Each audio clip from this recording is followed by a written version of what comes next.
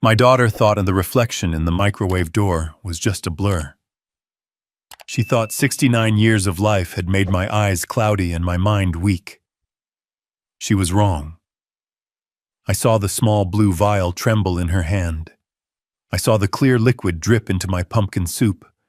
And when she turned her back to grab a spoon, I did the only thing a father who just paid off his child's $50,000 debt could do. I switched the bowls. You won't believe what happened next. But before I tell you how my own flesh and blood ended up on the floor gasping for air, let me know in the comments where you are watching from. Hit like and subscribe if you have ever had to teach an ungrateful family member a lesson they would never forget. The Chicago winter wind was howling against the kitchen window, rattling the frame, but the chill inside my house was far worse. I sat at the head of the mahogany dining table, a spot I had occupied for 40 years. My hands were folded on the tablecloth. To anyone looking, I was just Harold King, a retired chemistry professor, perhaps a bit slowed by age, perhaps a bit lonely since my wife passed. But my mind was as sharp as the scalpel I used to use in the lab. I was watching Rebecca, my only daughter. My pride and joy, or so I had told myself for 32 years. She was standing by the kitchen island, her back to me. The stainless steel microwave was mounted above the stove and the dark glass acted like a perfect mirror. She didn't know that. She was too busy trying to keep her hand steady. I watched her pull a small glass vial from her cardigan pocket. It wasn't a prescription bottle. It was unlabeled. The liquid inside was a pale, innocent blue. She uncorked it with a quick, jerky motion. I saw her hesitate for a fraction of a second. Just a fraction. I held my breath, hoping, praying to a God I hadn't spoken to in years, that she would stop, that she would remember the pony rides, that she would remember the college tuition I paid in full, that she would remember that just last week I wrote a check to American Express for $50,000 to clear the debt she and her husband Todd had racked up on designer clothes and vacations they couldn't afford. She didn't stop. She tipped the vial. 3 drops, 4, 5, into the steaming bowl of pumpkin soup, my favorite. She stirred it quickly, the metal spoon clinking softly against the ceramic. That sound, that soft clink, was the sound of my heart breaking. It was the sound of the final severing of the bond between father and daughter. She turned to the sink to rinse the spoon. This was it. I didn't stand up. I didn't scream. Years of handling volatile chemicals had taught me that panic causes explosions. Precision prevents them. I leaned forward. My movements were silent. I grabbed my bowl with my left hand and her bowl with my right. I slid them across the polished wood. The friction was soundless. Swap. It took 3 seconds. When she turned back around, drying her hands on a dish towel, I was sitting exactly as I had been. Hands folded. Eyes gazing vacantly at the snow piling up in the backyard. My heart was hammering against my ribs like a trapped bird, but my face was stone. Todd walked in then, my son-in-law. He was wearing that cheap cologne he insisted was imported. He rubbed his hands together, bringing a gust of cold air with him from the garage. "Smells great, Becca," he said, his voice too loud, too cheerful. He walked over to me and clapped a hand on my shoulder. It felt heavy like a shackle. "How are we feeling tonight, Harold?" Ready for some warm soup, I looked up at him. I saw the sheen of sweat on his upper lip. It was 68 degrees in the house. Why was he sweating? I knew why. Because he was a failed real estate agent with a gambling problem I wasn't supposed to know about. Because he was the one who had probably sourced that blue vial. "I am hungry, Todd," I said. My voice sounded raspy. "Good." I played the part. The old man. The mark. Rebecca brought the bowls over. She placed one in front of me. The clean one. She placed one in front of her empty seat. The poisoned one. "Sit, Dad," she said. Her voice was tight. "Eat while it is hot." She sat down across from me. Todd took the seat at the end. The triangle of betrayal. I picked up my spoon. I saw them both tense up. Todd stopped midway to pulling out his chair. Rebecca's eyes were locked on my hand. They were waiting. They were waiting for the old man to take his medicine. I dipped the spoon into the thick orange liquid. I brought it to my lips. I blew on it gently. I could feel their gaze burning into me. I took a sip. "Delicious," I said. I saw Todd exhale. His shoulders dropped 2 inches. Rebecca forced a smile that looked more like a grimace. "I am glad you like it, Dad," she said. She picked up her own spoon. I watched her. I watched the woman I had taught to ride a bike. The woman I had taught the periodic table to. I remembered a Tuesday afternoon when she was 10. She had asked me, "Daddy, what happens if you mix bleach and ammonia?" I had sat her down and explained the chemical reaction, the chloramine gas, how it burns the lungs. I taught her that chemistry respects no one. It is cause and effect. Action and reaction. If you introduce a foreign agent into a system, the system reacts. She was introducing the agent into her own system now. She took a large spoonful. She swallowed. "Eat up, Rebecca," I said softly. "You need your strength." We ate in silence for a few minutes. The only sound was the scraping of spoons. I ate slowly, savoring every bite of the soup that was meant to be my last meal. It tasted of nutmeg and cream. It tasted of survival. Todd was eating fast, shoveling food into his mouth as if to get it over with. He kept glancing at me, then at his watch, so Harold Todd said, his mouth half full. Rebecca and I were talking. We were thinking about the house maintenance. "It is a lot for you, isn't it? With the snow and the roof repairs." "Here it comes. The pitch." "It is fine, Todd," I said, wiping my mouth with a napkin. "I manage." "But do you?" Rebecca chimed in. She put her spoon down. "Dad, you left the garage door open last night. And last week you forgot to pay the water bill. We are just worried." I hadn't forgotten the water bill. I had placed the check in the mail on Monday. And the garage door, Todd had the code. He had probably opened it himself to gaslight me. "I am fine," I repeated. Maybe Todd said, leaning in. "But we found this great facility. Assisted living. Top tier. Just outside the city. We think it might be time to look at it." "Just look." I looked at Rebecca. She was taking another bite of soup. "Is that what you want, Becca?" I asked. "You want to put me in a home?" She swallowed. "It is for your own good, Dad. We just want you to be safe." Safe. The word hung in the air, heavy with irony. Suddenly Rebecca frowned. She dropped her spoon. It clattered loudly against the bowl. She brought a hand to her throat. "What is wrong?" Todd asked, looking at her. "I don't know," she whispered. Her voice sounded wet. "It tastes bitter." "Must be the sage," I said calmly. I took another sip of my soup. "Tastes fine to me." She coughed. A dry, hacking cough. She rubbed her chest. "It is hot in here," she said. "Is the heat on too high?" She pushed her chair back. She looked pale.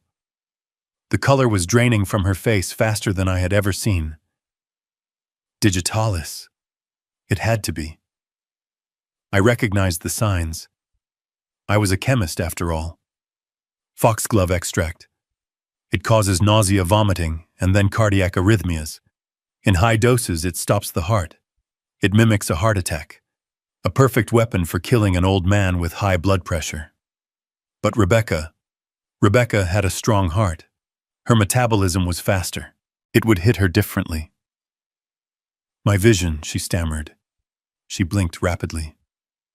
It is blurry. There are halos around the lights." Todd stood up. "Becca." "You okay? I feel sick." She gagged. She doubled over, clutching her stomach. "Oh, God." I sat still. I watched the chemistry experiment unfold. Todd rushed to her side. What is it? Is it the flu? She vomited on the floor. Violent. Sudden. I stood up then, but I moved slowly like the old man they thought I was. Oh dear, I said. Dad, help me, Todd yelled. She is burning up. He touched her forehead.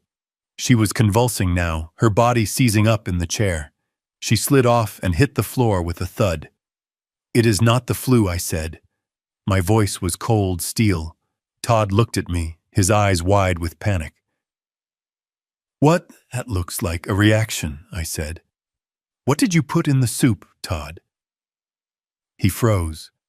For a second, the mask slipped. I saw the terror of a man caught in his own trap. We didn't... Nothing. What are you talking about? She is poisoned, Todd, I said. Call 911, unless you want her to die right here on the kitchen floor. He scrambled for his phone, his fingers fumbling over the screen. Rebecca was gasping for air. Her eyes were rolling back in her head. Her hands clawed at the linoleum. She looked at me. In that moment of agony, clarity returned to her eyes. She looked at me, then at the empty bowl in front of her, then at the bowl in front of me. She knew. Dad, she wheezed. You. Don't try to speak, honey, I said, kneeling beside her. I didn't touch her. I just leaned close. Save your energy. You are going to need it to explain this to the police. Todd was screaming into the phone. Yes. My wife, she is having a seizure. I don't know, she just ate dinner while his back was turned. I saw it. Rebecca had dropped a tissue from her pocket when she fell. Wrapped inside was the empty vial. She hadn't thrown it in the trash. She had kept it on her. Amateur. I reached out and palmed the tissue. I slid it into my cardigan pocket. Exhibit A. The sirens were audible in the distance within minutes. We lived close to the fire station. Todd was kneeling over her, crying now. Real tears, maybe. Or maybe tears for himself because he knew his plan had gone spectacularly wrong. She is going to be okay, right? Harold, she has to be okay. I stood up and looked down at them. The greedy daughter. The desperate husband. I don't know, Todd, I said. Depends on the dose. He snapped his head up. The dose, I didn't answer. I walked to the window and watched the red lights of the ambulance reflect against the snow. They were coming to save her. For now. But the real poison wasn't in the soup. It was in this house. And I had just started the process of flushing it out. The paramedics burst in. Chaos took over the kitchen. They loaded her onto the stretcher. Sir, are you coming? The paramedic asked Todd. Yes. Yes, of course. He looked at me. Dad, are you coming? I looked at the mess on the floor. The vomit. The spilled soup. I will follow in my car, I said. I need to get my coat. They rushed her out. The door slammed shut. The silence returned to the kitchen. I walked over to the sink. I picked up my bowl of soup. I poured the rest of it down the drain and turned on the disposal. The evidence of my survival disappeared with a whir. I reached into my pocket and pulled out the tissue with the vial. I held it up to the light. There was a single drop of blue liquid left at the bottom. I went to the hall closet, put on my heavy wool coat and my hat. I checked my reflection in the hallway mirror. I didn't look like a victim. I didn't look like a fragile old man. I looked like a man who had just declared war.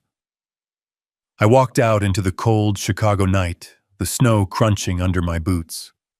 I wasn't just going to the hospital to check on my daughter. I was going to finish what they started.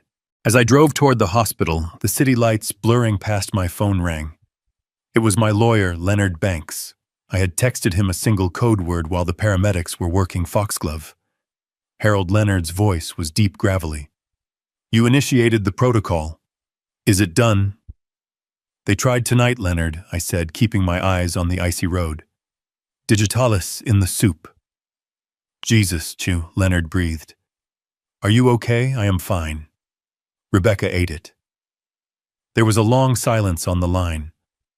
Leonard Banks was the only person who knew the full extent of my net worth.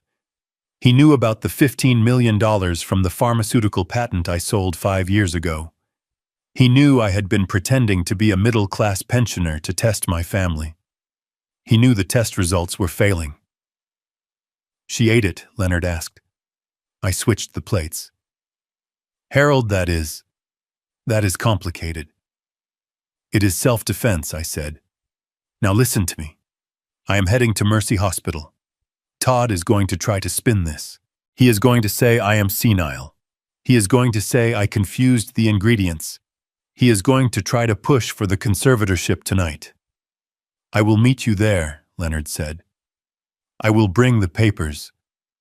We freeze everything I said. The joint accounts, the credit cards, the mortgage payments. I want them to feel the cold, Leonard. I want them to know what it feels like to have absolutely nothing. I hung up. I pulled into the hospital parking lot. I could see Todd pacing in the brightly lit emergency room entrance. He was on his phone again, probably calling his bookie, or maybe a lawyer. I turned off the ignition. I sat in the dark car for a moment. I thought about the little girl who used to hold my hand when we crossed the street. That girl was gone. She had been replaced by a stranger who would poison her own father for an inheritance. I stepped out of the car. I walked toward the sliding glass doors. The daughter thought I didn't see her, but I see everything. And tonight, everyone else would see it too.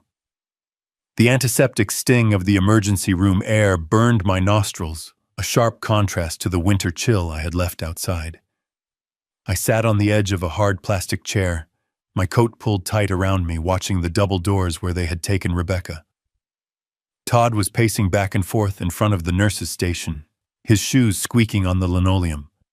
He was putting on a show, running his hands through his hair, demanding updates, playing the part of the terrified husband to perfection. But I saw the way his eyes darted around the room, checking the exits, checking the faces of the officers who had just arrived. He wasn't terrified for his wife. He was calculating the odds of his survival. A doctor pushed through the swinging doors. He looked exhausted, his scrubs wrinkled. Dr. Patel, his badge read. He scanned the waiting area and his eyes landed on us. Todd rushed him before he could even take a breath. "Is she alive?" Todd shouted, grabbing the doctor's arm. "Tell me she is alive." "She is stable, Mr. King," the doctor said gently, removing Todd's hand. But it was close. "We have identified the toxin. It is digitalis. A massive overdose." The word hung in the air like a guillotine blade. Digitalis. Foxglove. A common garden plant, beautiful and deadly. A plant that I, Harold King, the retired chemistry professor with a passion for botany, had growing in my greenhouse. Todd froze. For a split second, I saw the gears turning in his head. He had expected the doctor to say food poisoning or an allergic reaction. He hadn't expected them to identify the specific poison so quickly. But Todd was a survivor, a cockroach who thrived in the dark, and he pivoted faster than I gave him credit for. He spun around and pointed a trembling finger directly at my face. "It is him!" Todd screamed, his voice cracking with manufactured hysteria. "It is the old man." The two police officers standing by the entrance stepped forward, their hands resting instinctively on their belts. The room went silent. Everyone, the nurses, the patients with broken arms and fevers, turned to stare at the white-haired man shrinking into his coat. "What are you talking about, sir?" one of the officers asked, stepping between Todd and me. "He grows it," Todd yelled, spit flying from his lips. "He has a garden full of weird plants. Foxglove. He grows foxglove. He makes these teas, these herbal remedies because he doesn't trust modern medicine." He turned his wild eyes on me. "You did this, Harold. You confused the jars again, didn't you? You put your poison in the soup thinking it was parsley or some other weed." The officer turned to me. His expression wasn't accusatory yet, but it was wary. "Sir, do you grow foxglove?" This was the moment, the fork in the road. I could stand up, straighten my spine, and tell them that I was a sane man who had just outsmarted a murder attempt. I could tell them about the debt, the switch, the blue vial in my pocket. But if I did that now, it would be my word against theirs. It would be a messy domestic dispute. Todd would lawyer up. He would hide the money trail. He would claim I was paranoid. No, I needed them to feel safe. I needed them to think they had won. I needed to be the prey so they wouldn't see the trap snapping shut around their ankles. I let my shoulders slump. I allowed my hands to tremble, visibly rattling the buttons on my coat. I widened my eyes, letting them fill with the watery confusion of the elderly. I don't know, I stammered, my voice weak and thready. I have a garden, yes. I dry herbs, for tea, for seasoning. You see, Todd shouted triumphantly. He admits it. He is losing it, officer. He has been forgetting things for months. Leaving the stove on, forgetting names, wandering off, I told him not to cook anymore. I told him it was dangerous. I looked down at my hands, playing the part of the shamed, confused father. I thought it was Basil, I whispered just loud enough for the officer to hear. The jars. They look so similar. My eyes aren't what they used to be. Oh God, did I hurt Becca? The officer's stance softened immediately. He didn't see a murderer. He saw a tragedy. He saw a senile old man who had made a terrible mistake. He looked at Todd with sympathy. It sounds like an accident, sir, the officer said. A terrible accident. An accident, Todd screeched, but I could see the relief washing over him. He had an out. He didn't have to go down for attempted murder. He could pin it on my failing mind. It was perfect for him. Better than perfect. It laid the groundwork for the conservatorship. He almost killed my wife, Todd yelled, forcing tears now. He is dangerous. He can't be left alone. We have been trying to get him help, trying to get him into a facility, but he refuses. I buried my face in my hands and let out a sob. It wasn't hard to cry. I was crying for the daughter who had sat at that table and watched me eat, waiting for me to die. I am so sorry, I wept. I am so confused lately. I just wanted to make a nice dinner. The doctor looked uncomfortable. Mr. King, digitalis toxicity is very specific. We need to know exactly how much was in the food to treat her effectively. Do you have the plant matter? I threw it out, I stuttered. In the disposal. I cleaned up. I wanted the kitchen to be clean. Todd shook his head, looking at the officers with a pleading expression. You see, he destroyed the evidence because he doesn't even realize what he did. We can't let him go back to that house alone. He is a danger to himself and everyone else. The officer nodded slowly. Sir, we might need to ask you some more questions, but for now... I need to sit down, I gasped, clutching my chest. I feel dizzy. Nurse, the officer called out. They ushered me into a wheelchair. As they wheeled me away from the waiting room, I looked back at Todd. He was wiping his face with a handkerchief, talking rapidly to the other officer. He looked devastated. But as the automatic doors slid shut between us, I saw it. A tiny momentary smirk. He thought he had done it. He thought he had turned a botched murder into the golden ticket to control my life and my millions. He didn't know that in my pocket, wrapped in a tissue, was the glass vial with his wife's fingerprints on it. He didn't know that while he was screaming about my memory, I was memorizing every word he said to use against him in court. He thought I was a senile old man losing his grip on reality. He had no idea he was staring into the eyes of a chemist who was just waiting for the reaction to reach its boiling point. I let them wheel me into an examination room. I let them check my vitals, and I waited for the darkness to settle so I could make my next move. The game had changed, and Todd had just played his hand perfectly into mine. The nurse left me alone in the examination room, closing the door with a soft click that sounded like a starting pistol. She had told me to wait for the doctor, offering me a warm blanket and a sympathetic smile reserved for the confused and the elderly. As soon as the latch clicked, the tremor in my hands vanished. My spine straightened, shedding the weight of 20 years.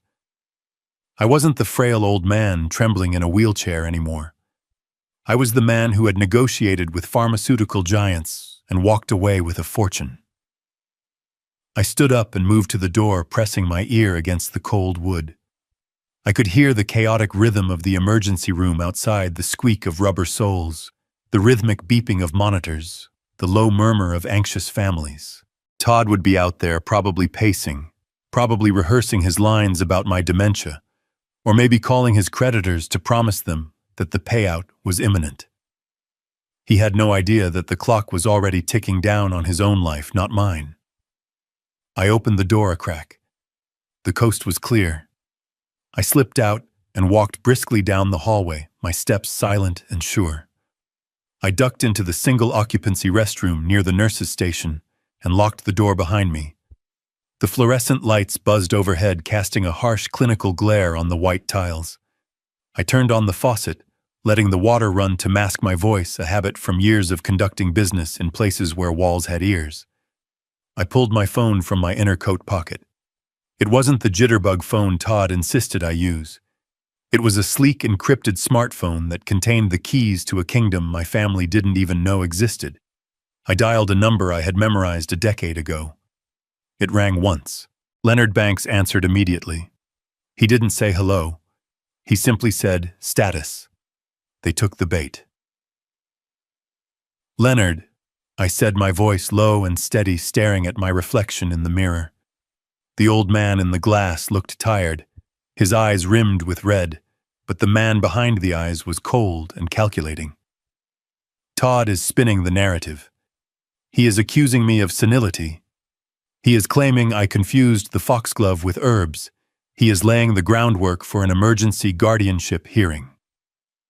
"Good," Leonard replied, the rustle of papers audible in the background. That was the projection. If they file for guardianship, they open themselves up to discovery. We can subpoena their financial records to prove motive. "Exactly," I said. "But we need to accelerate the pressure. They are desperate, Leonard. Todd has bookies breathing down his neck. He needs liquidity fast. That is why they rushed the poisoning. If they think they have won, if they think I am about to be locked away, they will try to drain the accounts immediately." "Let them try," Leonard scoffed. "They think they are robbing a piggy bank. They don't realize they are trying to break into Fort Knox." "That brings me to the reason for this call," I said, leaning closer to the mirror. "It is time to drop the curtain.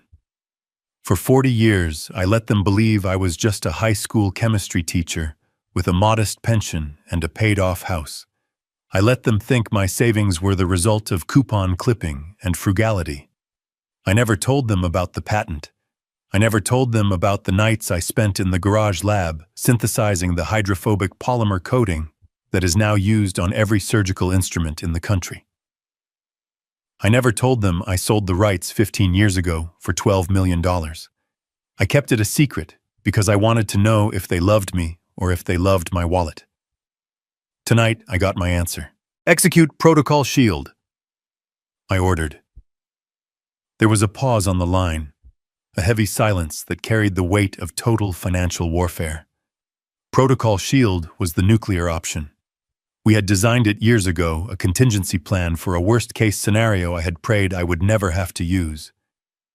"Are you sure?" Harold Leonard asked, his voice losing its professional edge for a moment.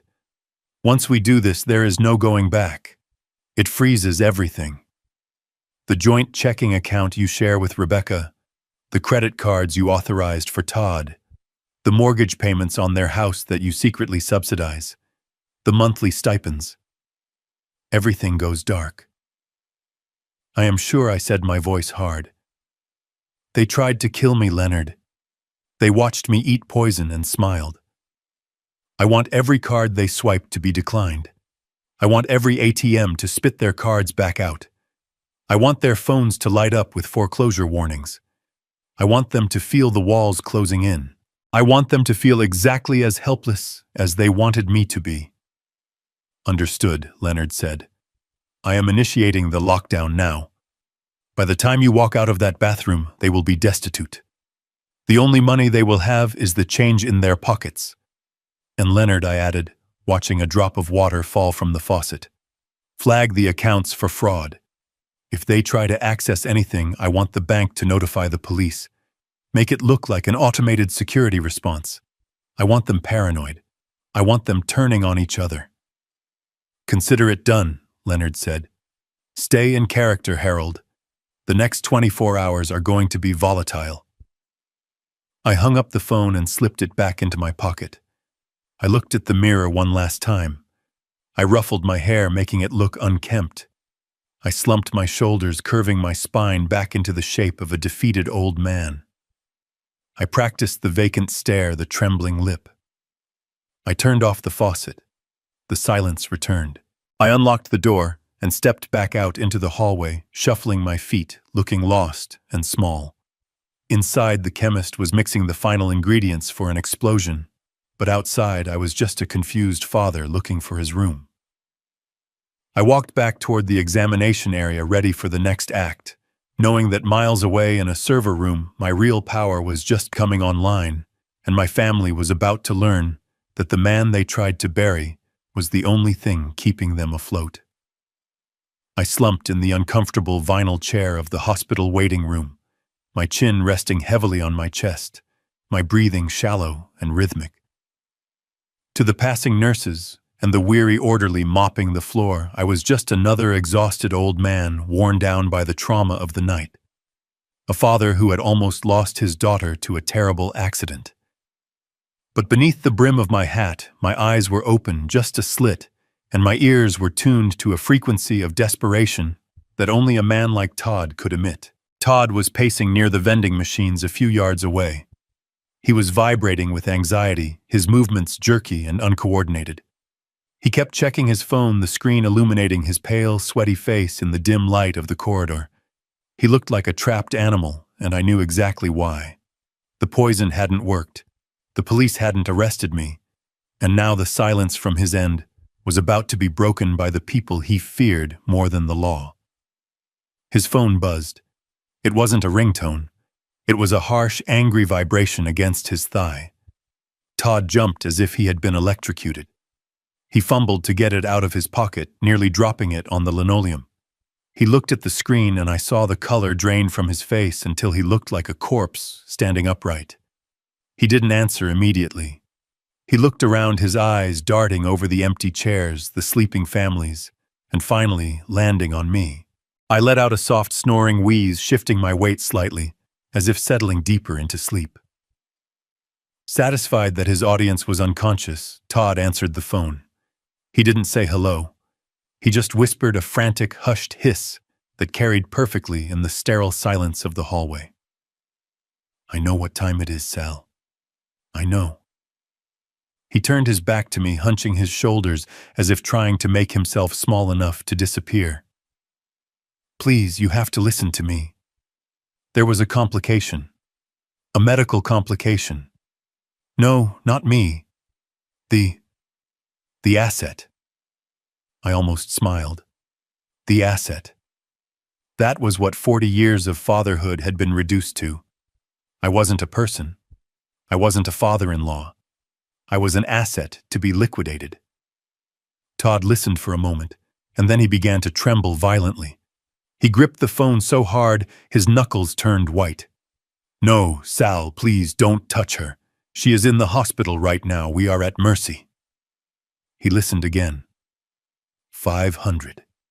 Yes, 500,000. I know the number. I swear to you, Sal, it is coming.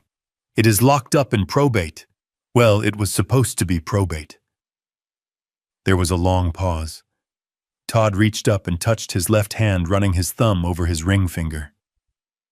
7 days, Sal. That is not enough time to... He stopped. He was listening to a description of violence that I could only imagine, but Todd's reaction told me everything I needed to know. He pulled his hand away from his face as if it had been burned. Okay.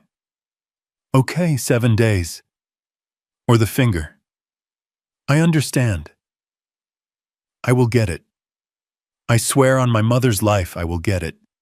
Just don't come here. He hung up. He stood there for a long moment, staring at the vending machine, his chest heaving. $500,000. $500,000. That was the price of my life. That was the debt he had accrued gambling on futures he didn't understand, and horses that didn't run fast enough. I had known he was bad with money. I had bailed him out of a $50,000 hole just last week, but I hadn't realized he was digging a grave that deep. Todd wiped his face with his sleeve, took a deep, shuddering breath, and turned toward the recovery rooms. He needed to talk to his partner in crime. He needed a new strategy, because murder had failed, and the sharks were circling. I waited until he pushed through the double doors leading to the patient rooms. I counted to 10. Then I stood up. My joints popped a genuine sound of age, but my movement was fluid. I followed him. I moved down the hallway, sticking to the shadows, my footsteps silent. I saw him slip into room 304. The door didn't click shut. It stayed ajar just a fraction of an inch. I pressed my back against the wall next to the doorframe, closing my eyes, focusing everything on the voices inside. Rebecca was awake. Her voice was raspy, weak, stripped of the sugar-coated veneer she usually used with me. "You look like hell, Todd," she said. Sal called, Todd whispered. The panic was back in his voice, raw and unfiltered. "He gave us a week." 7 days, Becca. Or he starts sending pieces of me in the mail. Rebecca let out a low groan. I hate him. I hate that old man. Why isn't he dead, Todd? I put enough digitalis in that soup to kill a horse. He ate it. I watched him eat it. He must have a stomach like a goat, Todd spat. Or maybe the dosage was wrong. It doesn't matter now. Plan A is dead. The police are already asking questions about the garden. If we try anything physical again, they will be watching. So what do we do? Rebecca asked, her voice rising in hysteria. We can't wait for him to die of natural causes. We don't have years. We have a week. Todd paced the small room. I could hear his shoes squeaking. We pivot, he said. We go to Plan B. We force the issue. Plan B, Rebecca asked. You mean the home? No, not just a home, Todd said, his voice dropping lower, becoming more sinister. A conservatorship. Total legal control. We don't need him dead to get the money, Becca. We just need him declared incompetent. But the doctor... Dr. Patel said he seemed lucid, Rebecca argued. Dr. Patel doesn't know him, Todd countered. Look at what happened tonight. He poisoned his own daughter because he confused parsley with foxglove. That is what the police report is going to say. That is the narrative. He is dangerous. He is senile. He is a threat to himself and others. I held my breath. They were rewriting reality. They were taking my survival and turning it into a weapon against me. We file for emergency guardianship tomorrow morning. Todd continued the plan forming rapidly in his desperate mind. We get a court order. We freeze his assets. Once we have power of attorney, we can liquidate the house. We can access the retirement accounts. We can pay Sal. But what if he fights it? Rebecca asked. He can be stubborn. Let him fight. Todd scoffed. Who is the judge going to believe, a loving daughter recovering from poison in a hospital bed, or a confused old man who keeps poisonous plants in his kitchen? We act concerned. We act heartbroken. We tell the judge we are doing this to protect him. We put him in that facility upstate, Rebecca said. The secure one. The one with the high walls. Exactly, Todd said. We lock him away where he can't hurt anyone, and we take control of the estate. It is clean, it is legal, and it solves the problem in 48 hours. I stepped away from the door. I had heard enough. My blood was running cold, not from fear, but from an icy, crystalline rage. They weren't just going to kill me. They were going to erase me. They were going to strip me of my rights, my name, and my freedom. They were going to use the law as a bludgeon to steal what I had built. I walked back toward the waiting room, my mind racing. They thought they were playing chess, but they were still playing checkers. They thought the only money I had was the house and the pension. They didn't know about the offshore accounts. They didn't know about the patent royalties. And most importantly, they didn't know that I had just activated a protocol that would turn their financial world into a desert before the sun came up. I sat back down in the vinyl chair, assuming my position of the sleeping, frail old man. Let them file their papers. Let them call their lawyers. They were about to find out that trying to trap a chemist is a dangerous game. Because while they were planning to lock me up, I was about to blow the roof off their entire lives. I closed my eyes and waited for morning. The 7-day countdown had begun for Todd, but my countdown was much shorter. The silence in the car on the way back from the hospital was heavy enough to crush a lesser man. But I sat in the back seat, humming a tuneless melody, watching the frozen Chicago streets roll by. Rebecca was slumped in the passenger seat, her skin the color of wet ash, still weak from the purging of the poison. Every now and then she would cast a hateful glance at me in the rearview mirror, her eyes burning with a mixture of nausea and venom. Todd gripped the steering wheel as if he were trying to strangle it, his knuckles white, his jaw working silently. He was driving too fast, weaving through traffic with the desperation of a man who could hear the clock ticking down on his own life. We pulled into the driveway, the tires crunching on the snow I hadn't shoveled. The house looked dark and uninviting, a stage set for a tragedy that was only halfway through its second act. Todd helped Rebecca out of the car, supporting her weight as she shuffled toward the front door. I followed behind them, moving with the exaggerated slowness of the infirm, clutching my coat collar against the wind. Inside, the air was stale, smelling faintly of the pumpkin soup I had poured down the drain. Todd settled Rebecca onto the living room sofa, piling blankets on her, until she looked like a cocoon of misery. "I need water," she croaked, her voice sounding like sandpaper on stone, "and something to eat. My stomach is empty." "I will go to the store," Todd said, checking his watch. He was jittery, his eyes darting around the room. "I need to get things, electrolytes, crackers, maybe some soup." He looked at me. "Don't touch her," he warned. "Don't you dare go near the kitchen."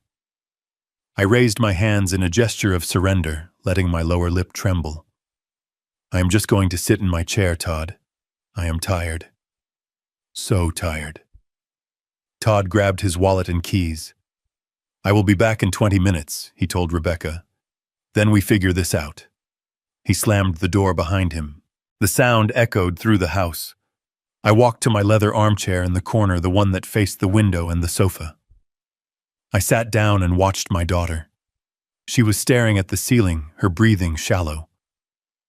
"Why didn't you die?" she whispered, not looking at me. "It would have been so much easier."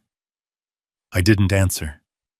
I just looked at her with sad, watery eyes, while inside my mind was calculating the distance to the grocery store and the exact moment Todd would be standing at the checkout counter. I imagined it vividly. He would pile the belt high with expensive recovery drinks, organic broths, maybe a bottle of wine for himself to take the edge off. He would watch the total climb. He would slide his card, the platinum one linked to my primary account, the one he had been authorized to use for emergencies, but used for golf clubs. And then the beep. The decline. I checked the grandfather clock in the hallway. 10 minutes. He would be there now. He would be trying the second card. The one I opened for Rebecca. Declined. He would be sweating. He would be trying the debit card for the joint household expenses. Declined. Account frozen. Flagged for suspicious activity. He would be standing there under the fluorescent lights with a line of impatient shoppers behind him, realizing that the plastic in his wallet was just useless scrap. He would have to walk away. He would have to leave the bags. He would have to walk back to his car with nothing. the humiliation burning his cheeks, the realization dawning that the well had run dry. It took him 40 minutes to return.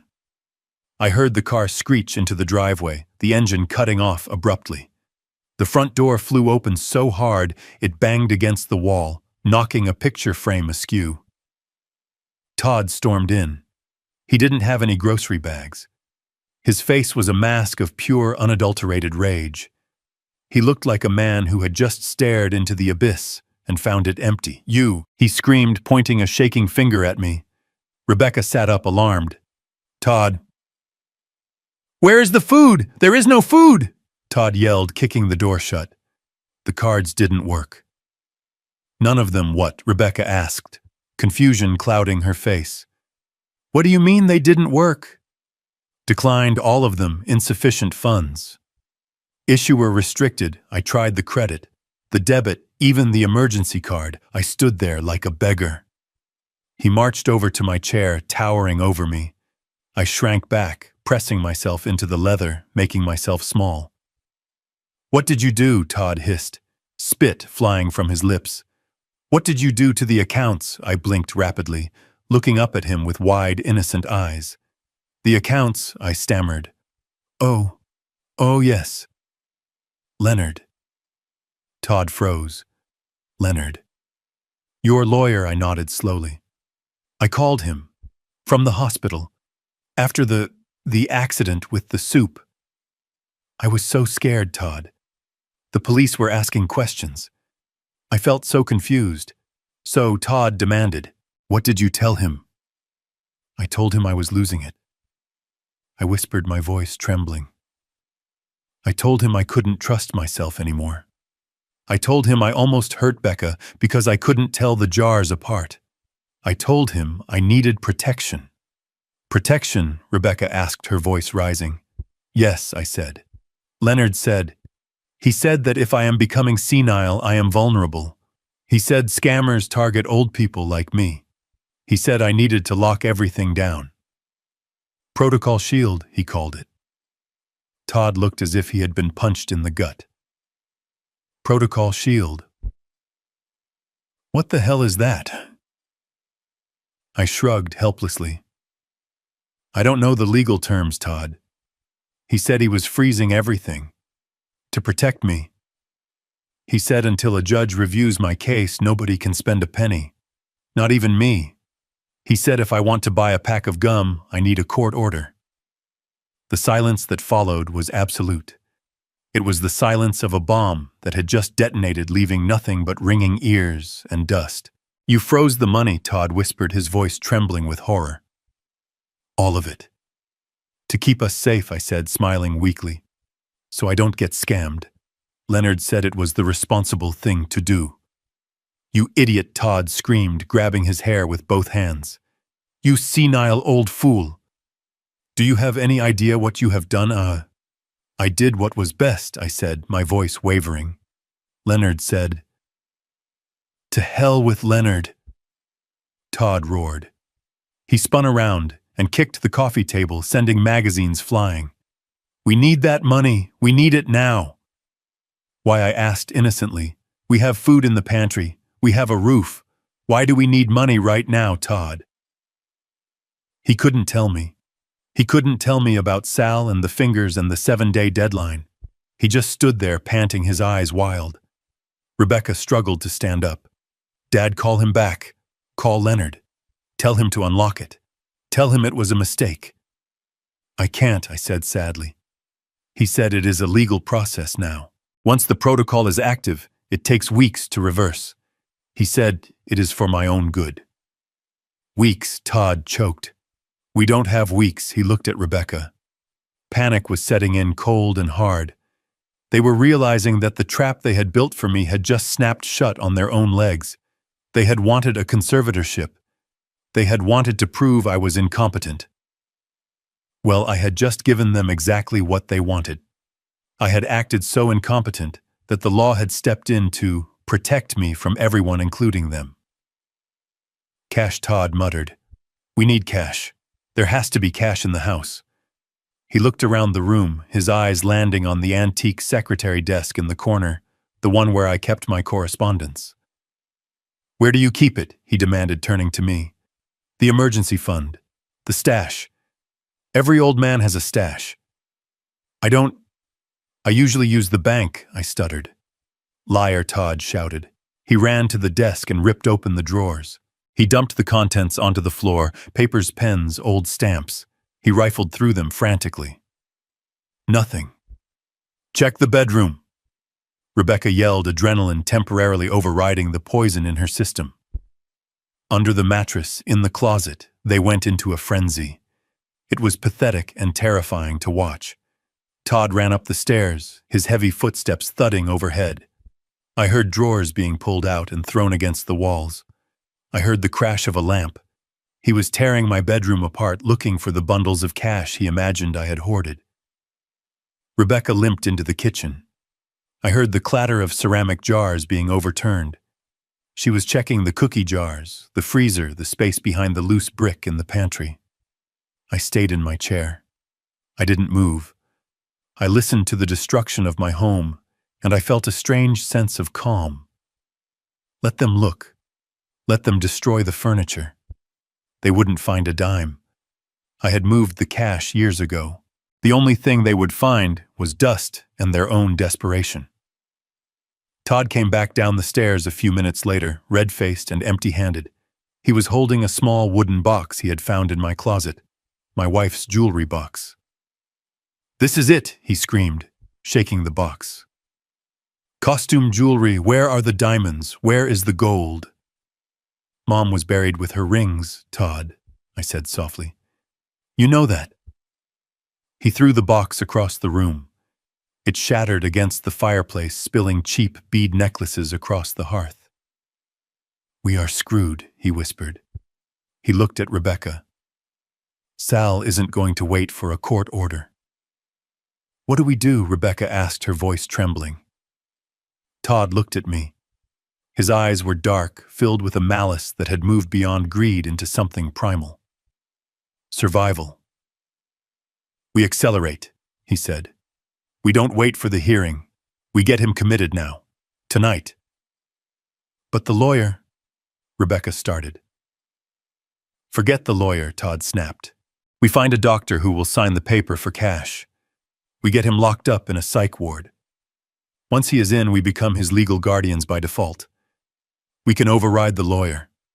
We can force the bank to open the accounts." He walked over to me, leaning down until his face was inches from mine. I could smell the sour fear on his breath. "You are sick, Harold," he said, his voice low and menacing. "You are very, very sick. You are seeing things. You are hurting people. And we are going to get you the help you need, even if we have to drag you there." I looked back at him, blinking tears into my eyes, pretending to be the terrified old man.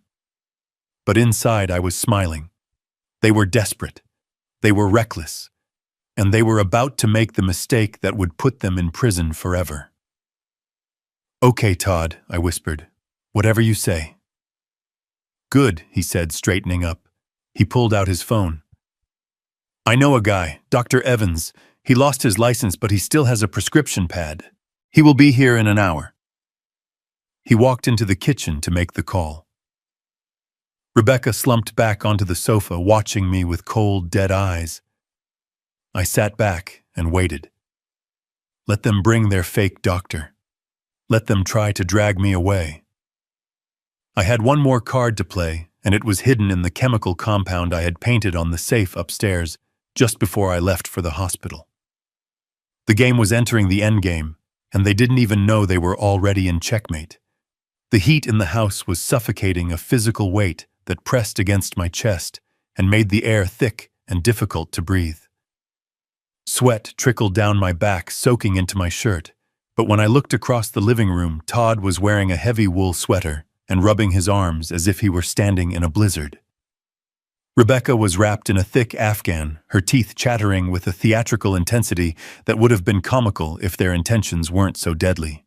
They had cranked the thermostat up to 85 degrees, turning the house into a sauna, but the psychological temperature they were trying to set was absolute zero. I wiped my forehead with a trembling hand playing my part. "It is very warm in here, isn't it?" I asked, my voice weak and confused. I pulled at my collar. "Maybe we could crack a window." Todd looked at me with wide, incredulous eyes. "Warm, Harold, it is freezing. The furnace is barely keeping up with the draft. Look at the thermostat." He pointed to the digital readout on the wall. It read 62 degrees.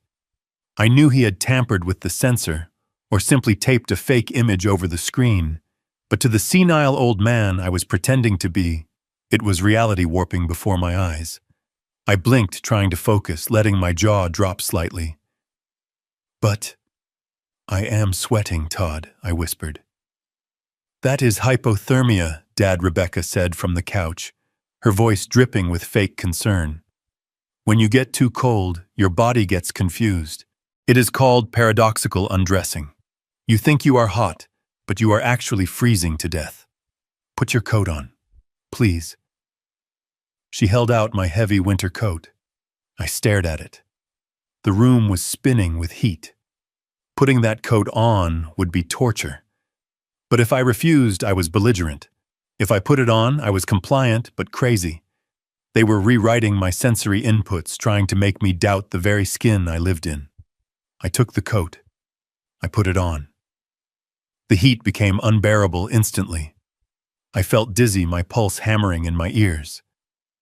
"There," Todd said, smiling tightly. "Better. You look pale, Harold. You are shaking." I was shaking from heat exhaustion, but to them it was proof of my decline.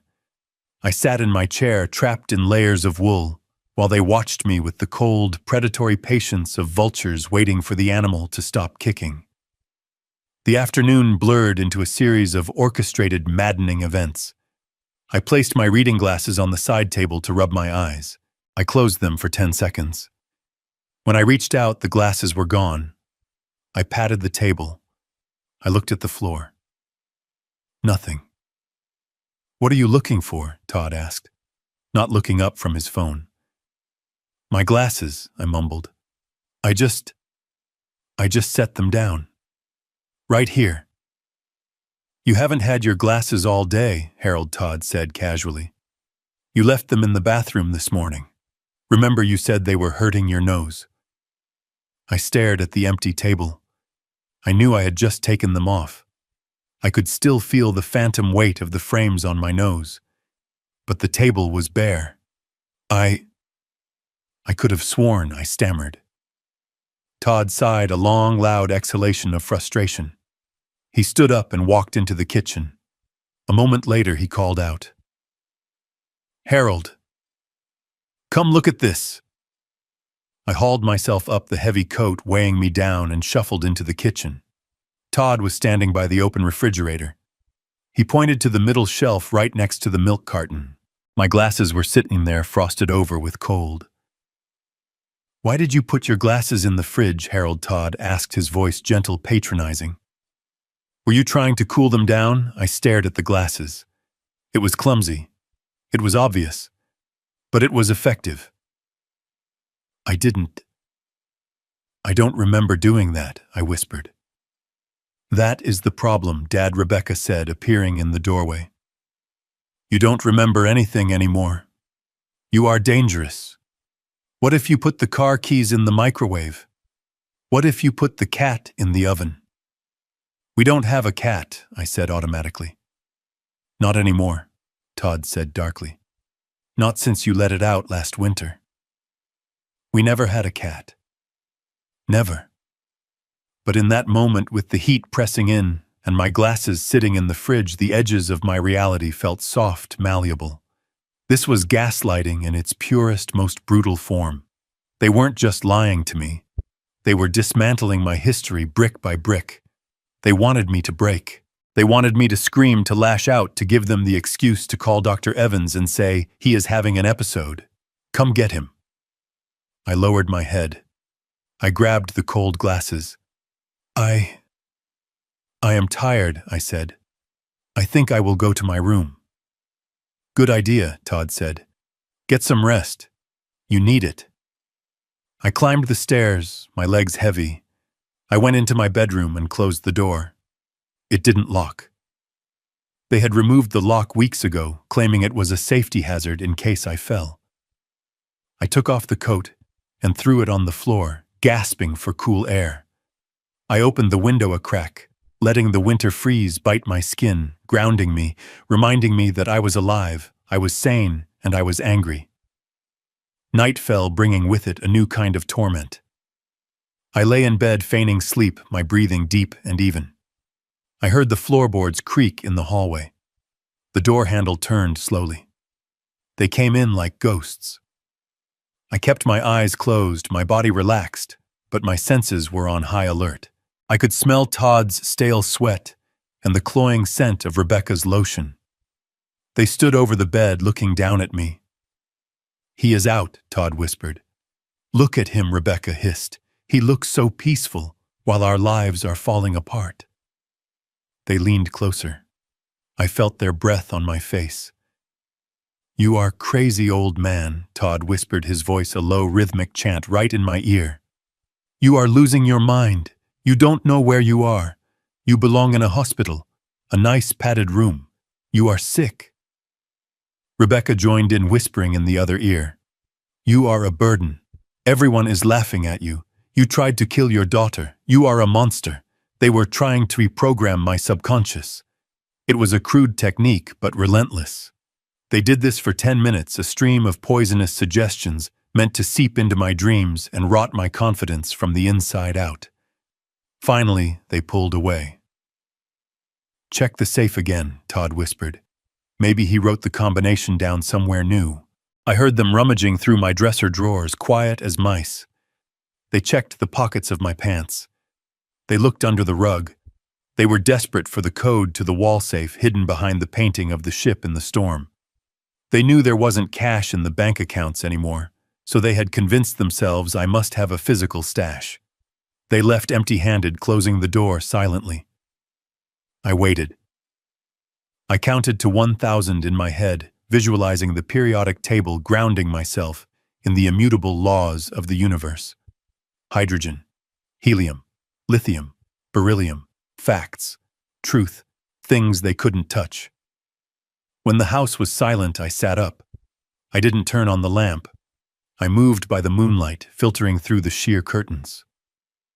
I walked to my closet and reached into the back inside the pocket of an old raincoat I hadn't worn in years. I pulled out a small opaque jar and a UV flashlight. I wasn't just a chemistry professor. I was an inventor. And this jar contained a compound I had synthesized for fun years ago, an invisible powder that reacted to the oils in human skin and glowed a brilliant, undeniable crimson under ultraviolet light. It was adhesive, transferable, and impossible to wash off with just water. I moved to the painting of the ship. I swung it open, revealing the steel face of the safe. It was a sturdy model, impossible to crack without a drill or the code. I put on a pair of latex gloves from my first aid kit. I opened the jar. Carefully, methodically, I brushed the fine powder onto the keypad. I dusted the handle. I coated the entire front panel of the safe. The powder was invisible to the naked eye. To anyone looking, the safe was just cold steel. But to anyone who touched it, it would be a branding iron. I closed the painting. I stripped off the gloves and hid them. I hid the jar. I went back to bed, but I didn't sleep. I lay there staring at the ceiling, waiting. They were desperate. The loan sharks had given them a deadline. They wouldn't wait for the court order. They wouldn't wait for the doctor. They would try to crack the safe tonight. They would think I was asleep, broken by the heat and the confusion. They didn't know that I had just turned the object of their desire into the evidence of their crime. When Todd touched that keypad, he wouldn't just be trying to steal my money. He would be painting a target on his own hands. And tomorrow, when the police arrived, I wouldn't need to say a word. I would just turn on the light, and his guilt would shine like blood in the dark. Let them whisper. Let them hide my glasses. Chemistry doesn't lie, and by morning, the reaction would be complete. The grandfather clock in the hallway chimed 2 a.m. the sound reverberating through the floorboards like a funeral toll. I was already awake, of course.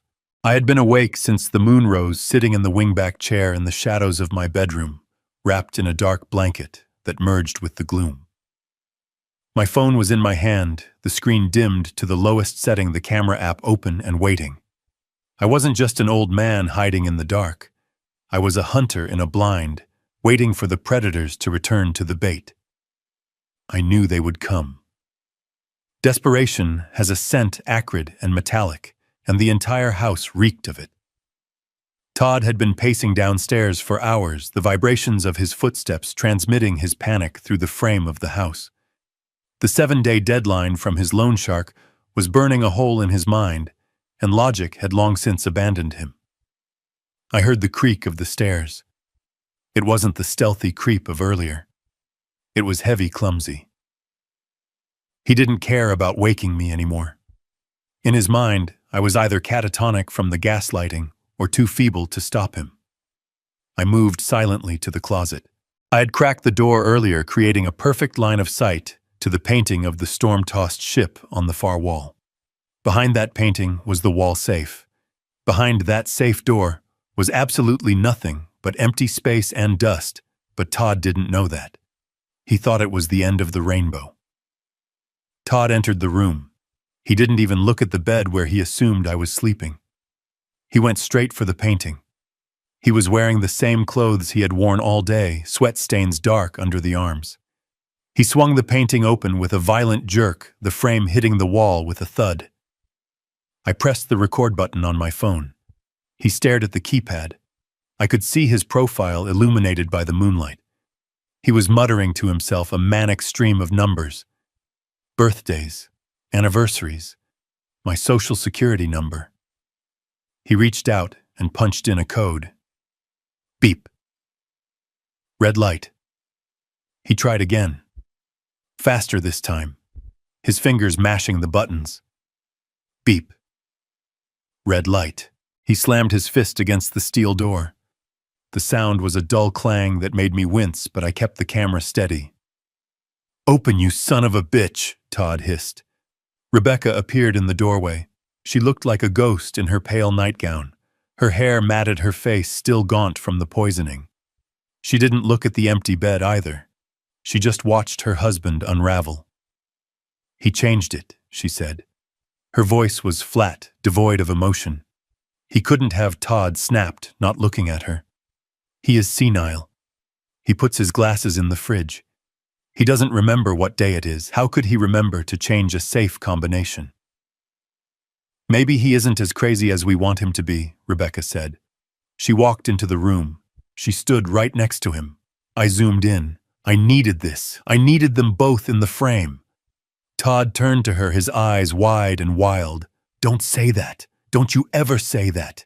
He has cooked Becca. His brain is mush. He probably changed it by accident. He probably mashed the buttons thinking it was the microwave." He tried another code. Beep. Red light. Todd let out a strangled cry of rage. He turned and walked to the fireplace. He grabbed the heavy iron poker from the stand. "Todd, no," Rebecca said, but she didn't move to stop him. She just watched. "I am opening this thing," Todd growled. "I don't care if I have to peel it off the wall." He swung the poker. It connected with the keypad with a deafening crash. Sparks flew.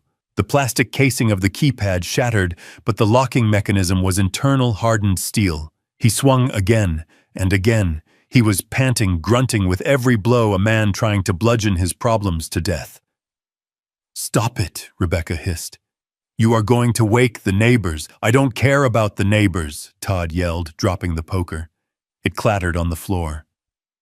"I care about the 500 grand I owe Sal. I care about my fingers, Becca. There has to be cash in there. There has to be." He leaned his forehead against the cold steel of the safe, defeated.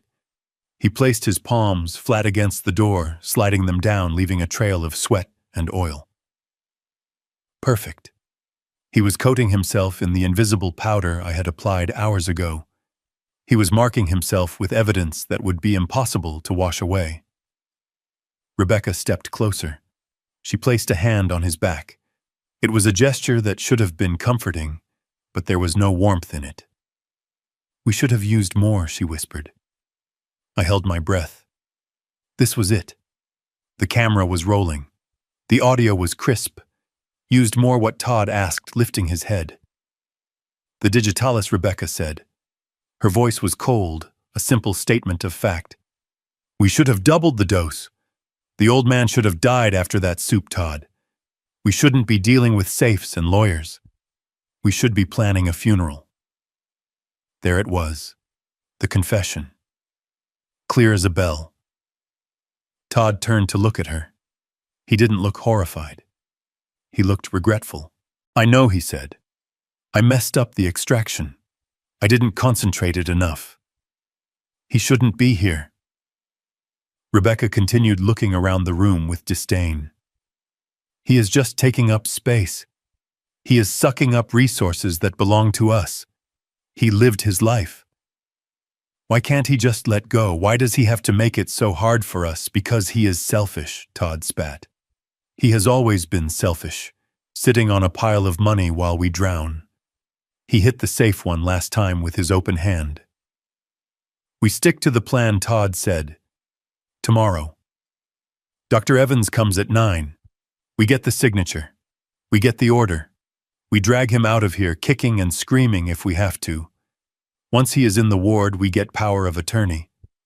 Then we get a locksmith. A professional one. And if Evans doesn't sign," Rebecca asked, "then we suffocate him with a pillow and say his heart gave out." Todd whispered, "I am done playing games, Becca. I am not losing my hands for this old fool." I stopped recording. My hand was trembling not from age but from the sheer adrenaline of staring pure evil in the face. I had known they were greedy. I had known they were desperate. But hearing my daughter, the girl I had carried on my shoulders, wish for my death because I was taking up space, it severed the last thread of attachment I had. The father in me died in that closet. Only the chemist remained. They left the room a few moments later, leaving the shattered remains of the keypad on the floor. I heard their footsteps fade down the hall. I heard their bedroom door click shut. I waited 10 minutes, then 20. I stepped out of the closet. I didn't turn on the overhead light. I pulled the UV flashlight from my pocket. I walked over to the safe. I clicked the light on. The beam hit the safe and the darkness erupted into color. It was a masterpiece of forensic art. The safe door was smeared with glowing crimson handprints. They shone with a violent neon intensity in the black room. I could see the whorls of Todd's fingerprints perfectly preserved on the steel. I could see where he had slapped the metal in frustration. I could see the dust on the floor where the poker had landed, speckled with the glowing powder that had fallen from the keypad. But that wasn't all. I walked to the doorframe where Rebecca had been standing. I shone the light. There on the white paint was a partial print. She had leaned against it, and on the floor a glowing trail of footprints leading out into the hall. The powder transfers. It travels. Todd had touched the safe, then he had touched his pants, his face the doorknob. I followed the trail. It led down the hall. It led to their bedroom door handle. The handle was glowing red. I went back to the safe. I took photos, high-resolution close-ups. I took photos of the smashed keypad. I took photos of the poker lying on the rug. I took photos of the glowing handprints that proved beyond a shadow of a doubt that Todd had tried to break into my property. I had the audio confession of attempted murder and conspiracy to commit murder. I had the video of the violent attempted robbery. And now I had the physical evidence that linked them to the scene, glowing like the fires of hell they were about to walk into. I turned off the UV light. The room plunged back into darkness. I went back to the closet and retrieved a small travel bag I had packed days ago, hidden behind my winter coats. I checked the contents, my passport, the hard drive with the backups of my accounts, the original patent documents, and the file on Dr. Evans that Leonard had compiled. I wasn't going to wait for morning. I wasn't going to wait for Dr. Evans and his syringe. They planned to ambush me at 9 a.m. They planned to drag me away. They were going to find an empty bed. I walked to the window and looked out at the snow-covered street. It was silent and peaceful, a stark contrast to the violence that had just occurred in this room. I was leaving this house. I was leaving the memories. I was leaving the life of Harold King, the retired teacher. I slipped the phone into my pocket. The evidence was secure. The trap was primed. I just had to step out of the blast zone. I opened the window. The cold air hit me bracing and clean.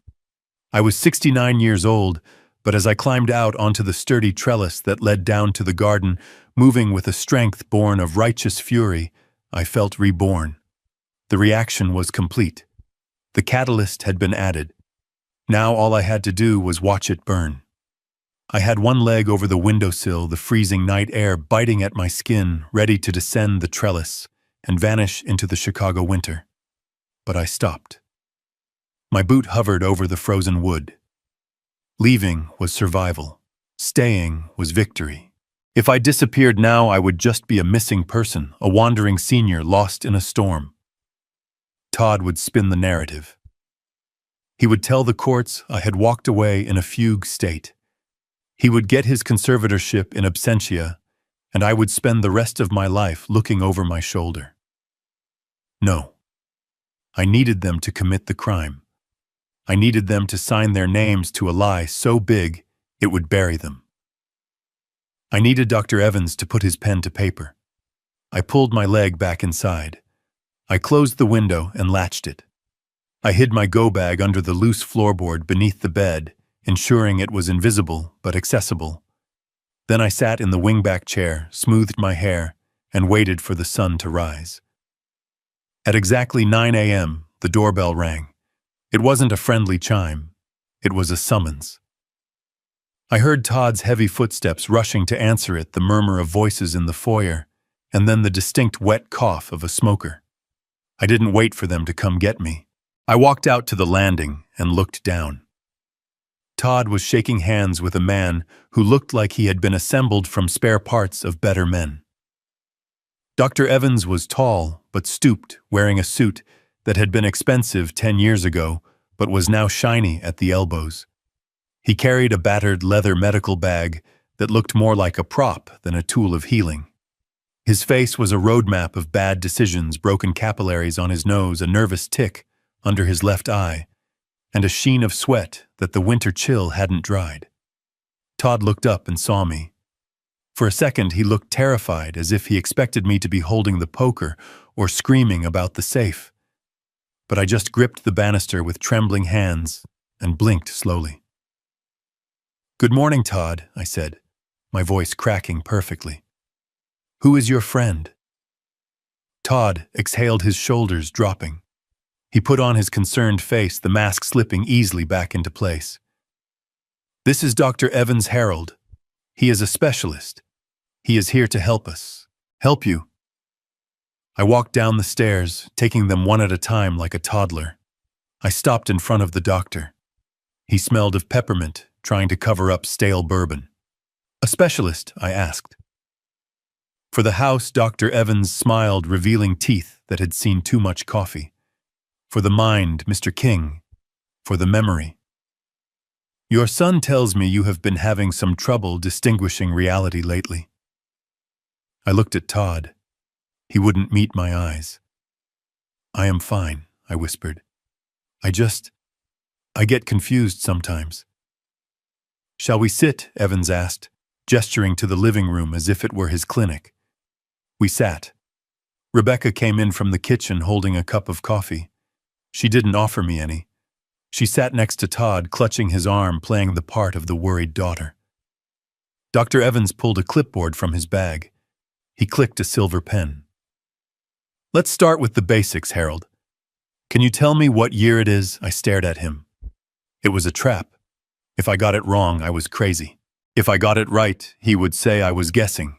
"It is 2024, I said, making it a question. Evans wrote something down. He didn't look up. "And who is the President of the United States?" I answered correctly. He wrote again, Harold. "Your family tells me you have been exhibiting aggressive behavior, violent outbursts. Is that true?" I looked at the fireplace where Todd had smashed my wife's jewelry box. I looked at the wall where the safe was hidden behind the painting. "I don't like loud noises," I said softly. "They scare me." Evans nodded, scribbling furiously. "Paranoia. Hypersensitivity." "And the incident with the soup," Evans asked, his eyes drilling into mine. "You poisoned your daughter, Harold. Did you know you were doing it? Did the voices tell you to do it?" I felt a spike of cold rage in my gut. He wasn't diagnosing me. He was building a narrative. He was feeding me the lines he wanted me to say. "I thought it was parsley," I mumbled, looking at my hands. Dr. Evans stopped writing. He leaned forward. "Parsley doesn't come in a blue vial, Harold." I froze. I looked up at him. How did he know about the vial Todd? Todd must have told him about the vial he thought I used. But I had never mentioned a vial to the police. I had only said jars. "You talked to Todd about the vial?" I asked, dropping the senile act for a microsecond. Evans blinked, realizing his slip. I am speaking hypothetically. The point is, you introduced a foreign substance." He turned the page on his clipboard with a snap. "Let's do a cognitive test. I am going to say 3 words. I want you to repeat them back to me in 5 minutes. Apple, table, penny." I looked at him. I looked at the sweat on his upper lip. I looked at the tremor in his hand holding the pen. Apple. Table. Penny, I repeated. We sat in silence. Todd tapped his foot. Rebecca chewed her lip. The clock ticked. 5 minutes passed. "Okay," Harold Evans said. "What were the words?" I looked at him blankly. "What words?" I asked. Todd let out a sigh of relief so loud, it sounded like a tire deflating. Evans smiled a predatory smile. He wrote on his clipboard in large block letters. I could read it upside down. "Severe cognitive decline. Immediate danger." He stood up. He didn't offer to shake my hand. He turned to Todd. "It is worse than you described," he said, his voice grave. "He is completely detached. The memory loss is profound. Coupled with the violent episode, I cannot in good conscience recommend he stay in this environment." Rebecca started to cry. Fake dry sobs. "Oh, Dad, I am so sorry." "What is the diagnosis?" Dr. Todd asked, trying to hide the eagerness in his voice. "Acute dementia with psychotic features," Evans declared. He ripped the page off the clipboard and handed it to Todd. "This is a medical hold recommendation. He needs a secure facility, somewhere they can manage his episodes." Todd took the paper. He looked at it like it was a winning lottery ticket. "Thank you, doctor. We just want him to be safe." I stood up. "I have to go to the bathroom," I said. "Sit down, Harold," Todd snapped. "We aren't done." The doorbell rang again. Todd checked his watch. "That will be Mr. Sykes." "Mr. Sykes?" I asked. "The social worker," Rebecca said, wiping her dry eyes. "We called him to help with the transition." Todd went to the door. He came back with a man who looked like a thumb in a cheap suit. Mr. Sykes was short, broad, and had the dead eyes of a bureaucrat who had sold his soul for a pension. He didn't look at the room. He looked at the paperwork Todd shoved into his hands. "Dr. Evans's report." Sykes asked, his voice a monotone drone. "Right here," Todd said. Sykes scanned it. He nodded. He looked at me for the first time. He didn't see a person. He saw a file number. "Mr. Harold King," he said. "I am an emergency caseworker with Adult Protective Services. Based on the medical evaluation provided by Dr. Evans and the sworn affidavits from your family regarding the poisoning incident, The state is intervening. Intervening? I asked, my voice trembling. You are being placed under a temporary 5150 hold for emergency psychiatric evaluation, Sykes said. You have been deemed an imminent danger to yourself and others. A hold, I stepped back. You are taking me away. We are transporting you to the Greenbrier Behavioral Health Center, Sykes said. They have a bed waiting. The transport team is 5 minutes out. Greenbrier. I knew the place. It was a warehouse for the unwanted, a place where they sedated you until you forgot your own name or until your family drained your accounts and stopped paying the bill. You can't do this, I whispered. This is my house. It is for your own good, Dad, Rebecca said, standing up. She walked over to me. She put her hand on my shoulder. It felt heavy, possessive. We can't take care of you anymore. You tried to kill me. You need help. I looked at her. I looked at the triumph in her eyes. She thought she had won. She thought the piece of paper in Sykes's hand was a checkmate.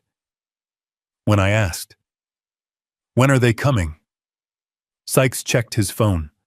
The transport van is delayed by the snow. They will be here in 24 hours. Until then, you are remanded to the custody of your son-in-law. You are not to leave this house. If you try to leave, the police will be called and you will be arrested. 24 hours. They were giving me a window, a countdown. Todd looked unhappy. Can't you take him now, Sykes? We don't feel safe. Protocol. Sykes shrugged. The beds are full until tomorrow morning. Just lock his door. Keep him contained. We will be here at 8 a.m. sharp. Sykes handed Todd a carbon copy of the order. It was a pink slip, the color of a dismissal. Keep this, Sykes said. It grants you temporary emergency guardianship until the court hearing next week. Todd took the paper. His hands were shaking, but this time with excitement. He had it. The golden ticket. With that paper, he could walk into the bank. He could talk to the mortgage company. He could call Sal and tell him the money was coming. Sykes left. Evans left clutching an envelope of cash Todd had slipped him by the door. The three of us were left alone in the living room. The silence was thick, electric. Todd looked at the paper. He kissed it. He actually kissed it. He looked at me. His face twisted into a sneer. Go to your room, Harold, he said. I stood my ground for a moment. I looked him in the eye. I wanted to tell him. I wanted to scream that he was holding a warrant for his own arrest, not a guardianship. But I held it back. The trap wasn't sprung yet. I need my pills, I said weakly. Todd laughed. A harsh barking sound. You don't need pills where you are going, old man. They have plenty of juice at Greenbrier. Now move. He grabbed my arm. He dragged me toward the stairs. He shoved me up the steps. Rebecca watched from the bottom and her arms crossed. Don't forget to lock it this time, Todd. Screw the safety hazard. Nail it shut if you have to. Todd pushed me into my bedroom.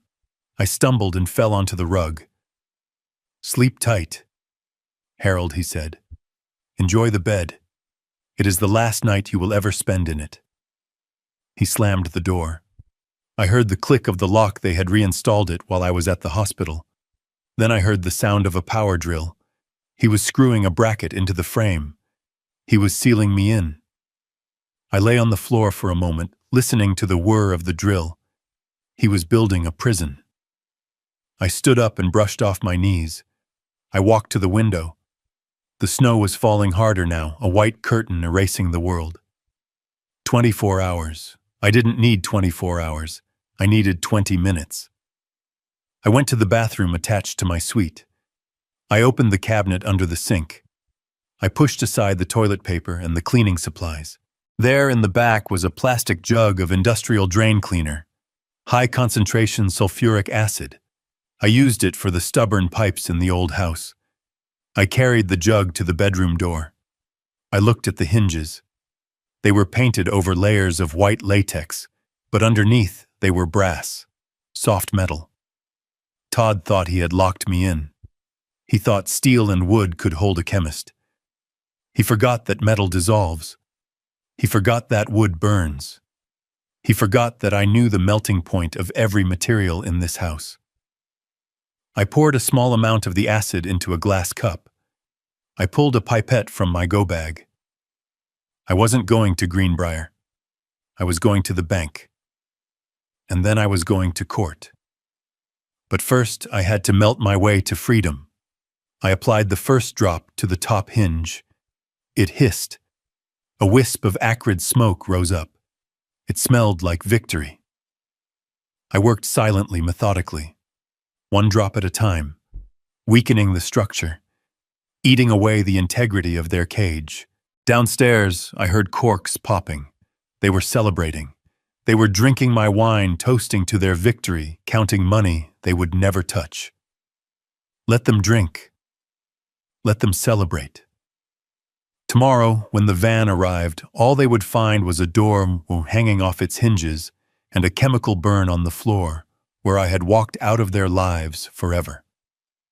The doctor had signed the paper, yes, but he had signed it with a pen I had provided during the memory test, a pen filled with ink that faded to invisible within 12 hours. By the time they got to court, that medical order would be a blank sheet of paper. I applied another drop. The hinge groaned. Almost there. The smell of dissolving metal is distinct. It is acrid biting and tastes like copper pennies on the back of the tongue. In a ventilated lab, it is a warning. In a sealed bedroom at 2 a.m, it is the scent of freedom. I sat on the floor, my back against the bed frame, watching the chemical reaction do the work that my aging muscles could not. The sulfuric acid from the drain cleaner was a viscous, heavy liquid. I had applied it carefully, using a glass dropper from my travel kit, soaking the wood around the screws of the heavy iron bracket Todd had drilled into the door frame. I wasn't trying to melt the steel bracket itself. That would take days. I was attacking the substrate. I was destroying the wood that held the screws in place. Cellulose and lignin break down rapidly when introduced to a high molarity corrosive. The wood hissed softly, bubbling and turning a charred, oily black. It was a slow violence, a quiet erosion, exactly like the way my family had eaten away at my life for the last decade. Downstairs, the house was silent. The celebration had ended hours ago. I imagined Todd passed out on the sofa, an empty bottle of expensive scotch, my scotch, dangling from his hand. I imagined Rebecca dreaming of the shopping spree she would go on once I was locked away in Greenbrier. They were sleeping the deep, untroubled sleep of the victorious. They didn't hear the faint sizzle of their victory turning to ash. I checked my watch. 3:15. The transport van was scheduled for 8. I had a 5-hour lead provided I could get out of the subdivision before the snowplows started their morning runs. I stood up and tested the bracket. I pushed against the door with my shoulder. The wood groaned. It was soft, pulpy, compromised. I needed one sharp, decisive force. I wrapped a thick towel around my shoulder to muffle the sound. I took a deep breath, filling my lungs with the stale air of my prison. I thought about the soup. I thought about the blue vial. I thought about the way Todd had looked at me when he said I wouldn't need my pills anymore. I threw my weight against the door. There was a wet crunch, a sound like a tree branch snapping in a storm. The screws pulled free from the dissolved wood, taking chunks of black sludge with them. The door swung open. I didn't step out immediately. I froze, listening. The house settled. The refrigerator hummed downstairs. No footsteps. No shouts. The silence held. I grabbed my go bag from under the floorboard. It was light, efficient. I put on my heavy coat, my hat, and my gloves. I took one last look at the room. I looked at the bed where I had slept for 30 years, the place where I had mourned my wife, the place where I had decided to save myself. I would never see this room again. Good. It was a crime scene now. I stepped into the hallway. The floorboards were treacherous, prone to creaking, but I knew every inch of this house. I knew where to step. I hugged the wall, moving like a shadow. I reached the top of the stairs and looked down into the foyer. The streetlights outside cast long, skeletal shadows through the transom window. I descended slowly, one hand hovering over the rail, but not touching it. I didn't want to leave any more prints than necessary, even though I knew the house was already covered in the UV powder I had spread earlier. I reached the bottom floor. The living room was to my left. I couldn't resist. I crept to the doorway and looked in. Todd was indeed on the sofa, his mouth open, snoring softly. Rebecca was curled up in the armchair, wrapped in a blanket. The air smelled of alcohol and triumph. On the coffee table, illuminated by the standby light of the television, was the pink slip, the emergency guardianship paper, the key to my shackles. I walked over to the table. I moved with the silence of a ghost. I reached out and picked up the paper. Dr. Evans's signature was scrawled at the bottom in the blue ink of the pen I had lent him. I looked at it closely.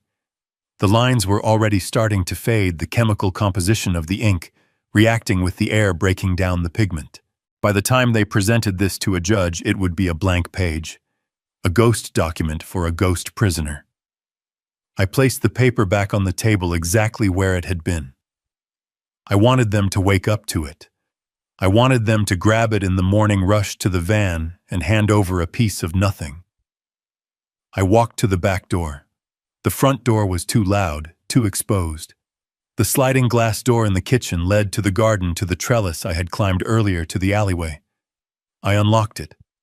The mechanism clicked, a sharp sound in the quiet kitchen.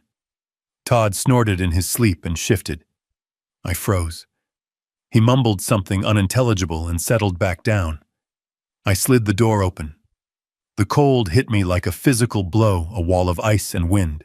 It was 20 degrees below zero with the wind chill. Chicago in February is not a place for the old or the weak, but I wasn't weak.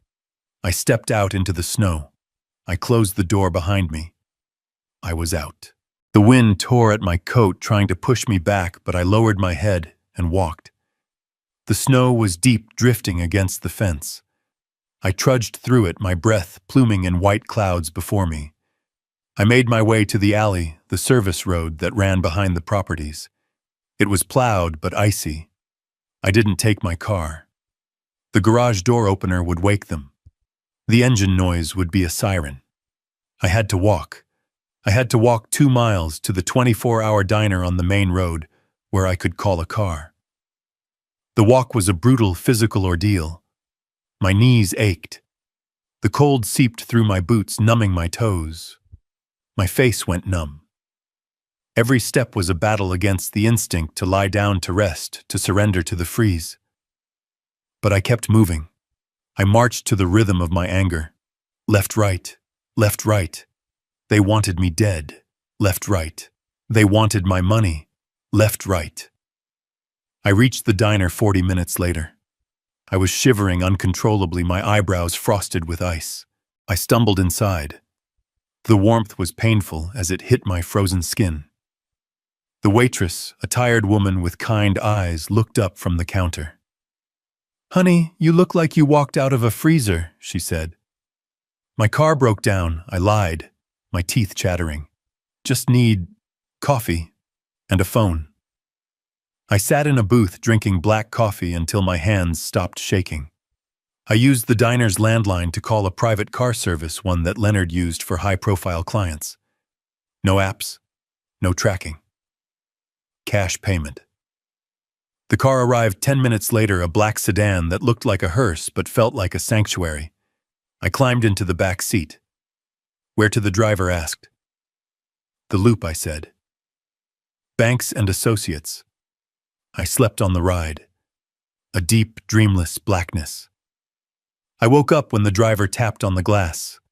We were parked in front of a steel and glass tower that scraped the gray morning sky. It was 6 a.m. The city was waking up. I paid the driver and walked into the lobby. The security guard knew me. Leonard had put me on the list. "Mr. King," he nodded. "Mr. Banks is expecting you." I rode the elevator to the 45th floor. My ears popped. The doors slid open, revealing a reception area that smelled of expensive leather and fresh espresso. Leonard was standing there. He wasn't wearing his usual suit jacket. His tie was loosened, his sleeves rolled up. He looked like a general in a bunker. He walked over and gripped my hand. His grip was firm, grounding. "You made it," he said. I pulled the go bag off my shoulder and dropped it on the floor. "I made it," I said. But the house didn't. "I think I melted a doorframe." Leonard smiled, a grim, tight expression. "Small price to pay. Come in. The war room is ready." We walked into his corner office. The view of Lake Michigan was breathtaking, a vast expanse of frozen gray water. But the real view was on the conference table. It was covered in files, hard drives, and monitors. 2 junior associates were typing furiously on laptops. Leonard pulled out a chair for me. "Sit. Eat. We have work to do." He pushed a plate of pastries and a fresh coffee toward me. I ate, famished. I hadn't realized how hungry I was. While I ate, Leonard briefed me. "The assets are frozen," he said. "We got the notification at 3 a.m. Todd tried to access the Cayman account online. It triggered the trap. We have his IP address. We have the login attempt recorded." "Good," I said, wiping crumbs from my mouth. "What about the doctor?"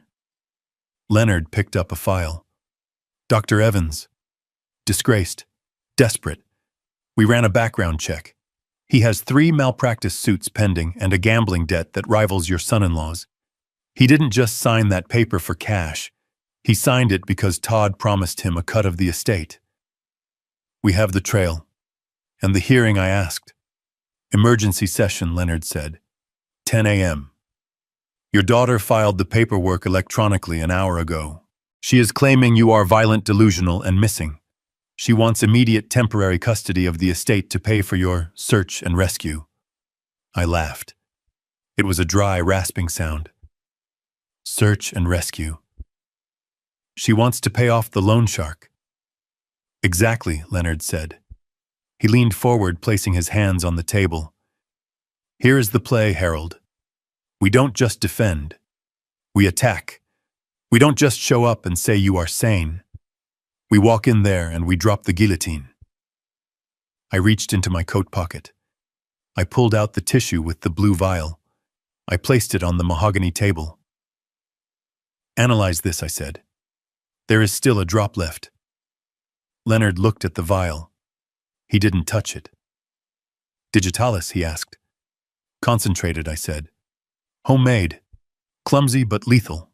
Leonard nodded to one of the associates. "Bag it. Get it to the private lab. Rush courier. I want the results by 9:30. He looked back at me. "We have the financial motive. We have the forensic evidence of the poisoning. We have the UV photos of the attempted robbery you sent me. We have the recording of the conspiracy to commit murder." "Is it enough?" I asked. "Is it enough to put them away forever?" Leonard looked out the window at the rising sun.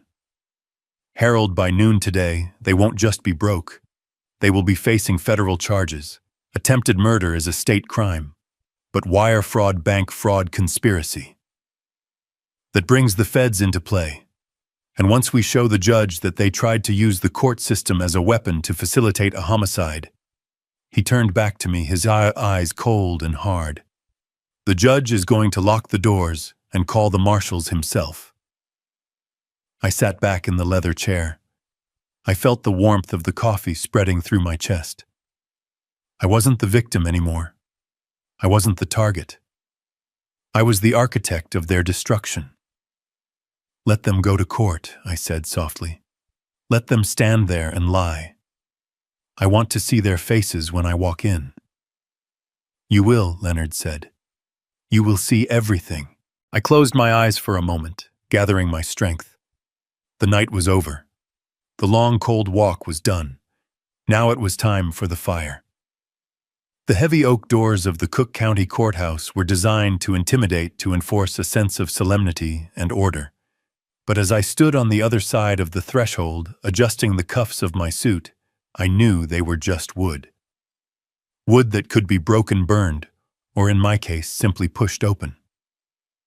I stood next to Leonard Banks, who checked his watch with the precision of a sniper, waiting for a target to cross the crosshairs. It was 9:58. The emergency hearing had been in session for 18 minutes. We weren't late. We were timing it. Leonard wanted them to commit. He wanted them to say the words on the record. He wanted the court stenographer to type out every lie so that when the hammer fell, it would crush them completely. I could hear the muffled voices through the gap in the doors. My daughter was speaking. Her voice was thin, trembling, a masterful performance of a traumatized victim. "He isn't the father I knew." "Your Honor," Rebecca sobbed. The sound of her crying used to break my heart. Now it just made my pulse steady. It was like listening to a chemical reaction bubbling in a beaker, predictable, volatile, and ultimately controllable. He looked at me with such hatred. He poured the liquid into my soup, and he smiled. He watched me eat it. If my husband hadn't rushed me to the hospital. She trailed off, letting the silence do the heavy lifting. I pictured her in there. She would be wearing no makeup, probably dressed in something modest, and slightly disheveled to suggest distress. She was playing to the cheap seats, even though the room was nearly empty, save for the judge, the bailiff, and the court clerk. "And where is Mr. King now?" the judge asked. His voice was weary, the voice of a man who had seen too many family tragedies and just wanted to clear his docket before lunch. "We don't know," Todd answered. His voice was deep, filled with a grave, manly concern that masked the terror of his debt. "We locked his bedroom door last night for his own safety, as Dr. Evans recommended. But when we went to check on him this morning, the door was broken. He used some kind of tool. He ran away into the storm. He is out there right now, Your Honor." Rebecca cried, her voice rising in pitch. "He is confused. He is violent. He is 70 years old, and he is wandering around Chicago in a blizzard. We are terrified he is going to hurt himself or someone else. We just need the authority to find him. We need access to his accounts to hire private security to pay for the medical transport. We can't help him if our hands are tied." It was a compelling story. It had everything. The dangerous, senile patriarch, the loving, desperate children, the ticking clock of the weather. I looked at Leonard. He nodded. It was time. The judge sighed. "Based on the medical affidavit from Dr. Evans and the testimony provided here regarding the poisoning incident, I am inclined to agree that Mr. King presents an immediate danger to himself and the public. The court is prepared to grant emergency temporary guardianship to the petitioners Rebecca and Todd." He picked up his pen. I could visualize the ink flowing, the signature that would sign away my life, my freedom, and my fortune. Leonard pushed the doors open. The sound was like a gunshot in the quiet courtroom. The heavy wood slammed against the stops. We walked in. I didn't shuffle. I didn't tremble. I walked with the long, confident strides of a man who owns the ground beneath his feet. Leonard walked beside me, his briefcase swinging like a weapon. Todd and Rebecca turned in their seats. The motion was synchronized like two puppets on the same string. Their faces were a study in absolute paralyzing shock. Rebecca's mouth fell open, her fake tears drying instantly in the heat of her panic. Todd gripped the edge of the table so hard his knuckles turned white. They were looking at a ghost. They were looking at the man they thought was freezing to death in a snowbank, the man whose mind was supposed to be mush. Instead, they saw Harold King, freshly shaved, wearing a three-piece suit that cost more than their car eyes, clear and cold as the winter sky. "Wait, Your Honor." Leonard boomed, his voice filling the cavernous room. The judge looked up, startled, his pen hovering inches from the order. "Who is this? This is a closed hearing." I am Leonard Banks representing Mr. Harold King, Leonard said, gesturing to me. And we have a counter-motion to present. Specifically, a motion to dismiss with prejudice and a request for the immediate arrest of the petitioners. Arrest. Todd stood up, knocking his chair back. It clattered loudly on the floor. What is this? How did you— Sit down, sir, the bailiff barked, stepping forward. Your Honor, this man is dangerous, Rebecca shrieked, pointing at me. Her finger was shaking. He is having a psychotic break. He shouldn't be here. He should be in a hospital. I stopped in the middle of the aisle. I looked at the judge. I didn't look at my daughter. She wasn't worth my gaze anymore. I am not psychotic. Your Honor, I said. My voice was calm, measured, the voice of a professor lecturing a classroom of unruly students. I am also not missing. I am standing right here, and I would like to address the court regarding the attempted murder that took place in my home last night. Attempted murder, the judge asked, his eyes narrowing. He looked from me to the trembling couple at the plaintiff's table. Mr. King, your daughter claims you poisoned her. I walked forward until I was standing at the defense table. I placed my hands on the wood. She claims a lot of things, Your Honor, I said. She claims I am senile. She claims I am poor. She claims she loves me. All of them are lies. Todd was sweating profusely now. I could smell it from 5 feet away. He looked at the judge, his eyes wide and desperate. He is lying. He is making this up.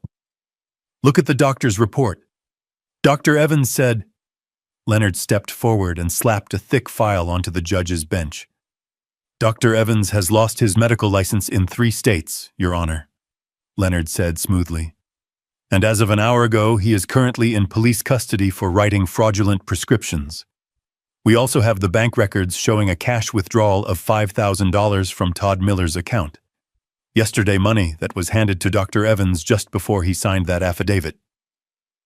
Todd made a choking sound. Rebecca looked at him, horror dawning on her face. That is circumstantial, Todd yelled. You can't prove that. We can prove a lot more than that, I said softly. I reached into my pocket and pulled out a flash drive. I held it up. It caught the light of the courtroom chandeliers. Your Honor, I said. This drive contains audio recordings made in my home over the last 48 hours. It contains my son-in-law admitting to debts owed to illegal lenders.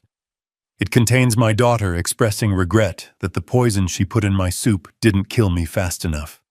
And it contains video footage from last night of these 2 people trying to break into my safe with a tire iron while they thought I was asleep. Rebecca let out a wail, a sound of pure animal fear. No, that is illegal. You can't record us in our own house. It is my house, Rebecca, I said, turning to her finally. My deed, my title, my rules. And in Illinois, recording a crime in progress to protect one's life falls under a very specific set of exceptions.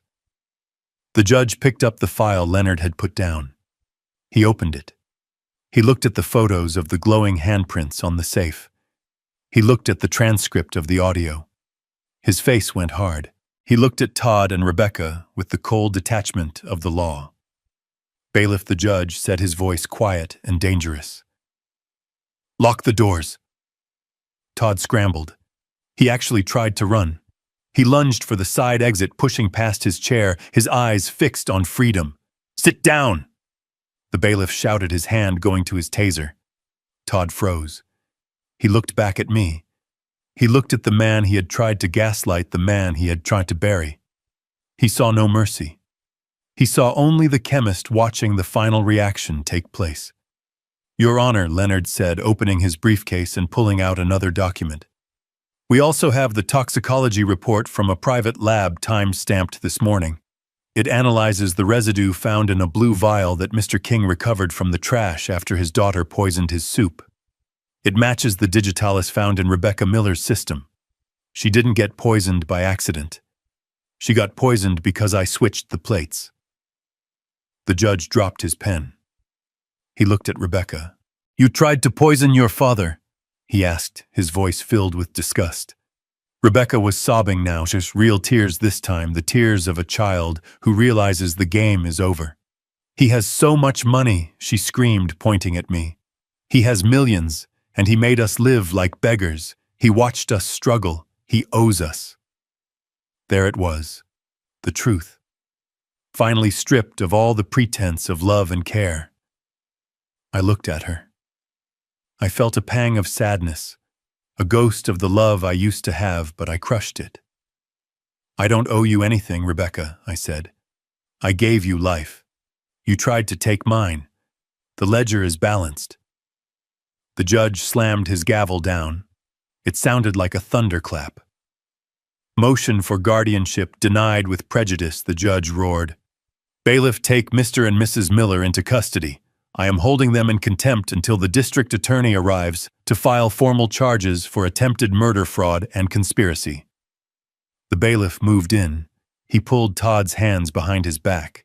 The click of the handcuffs was the sweetest sound I had ever heard. Rebecca was next. She screamed as the metal cuffs bit into her wrists. "Dad, Dad, please don't let them take me. I am pregnant. I am sick." I watched them being dragged away.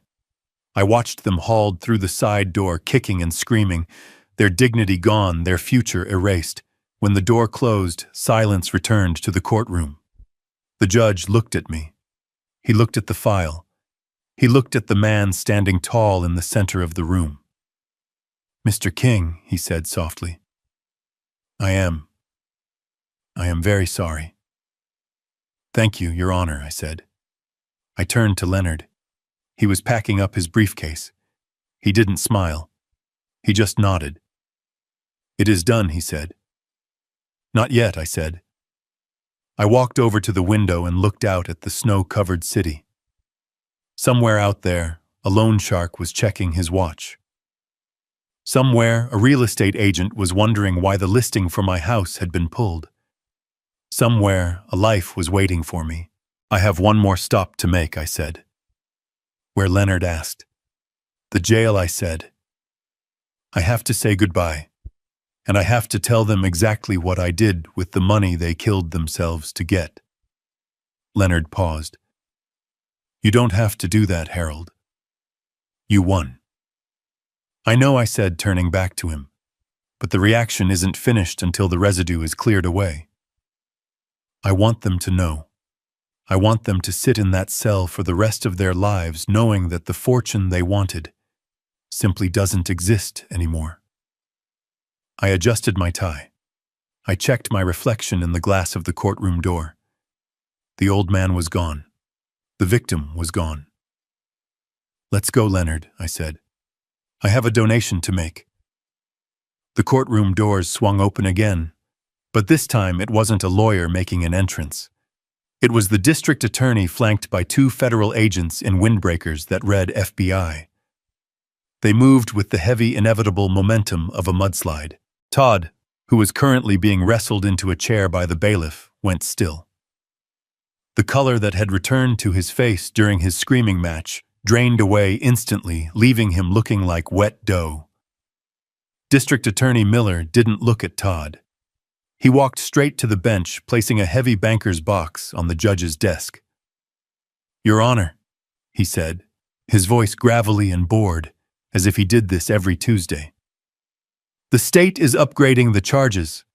We are adding conspiracy to commit capital murder, wire fraud, and racketeering.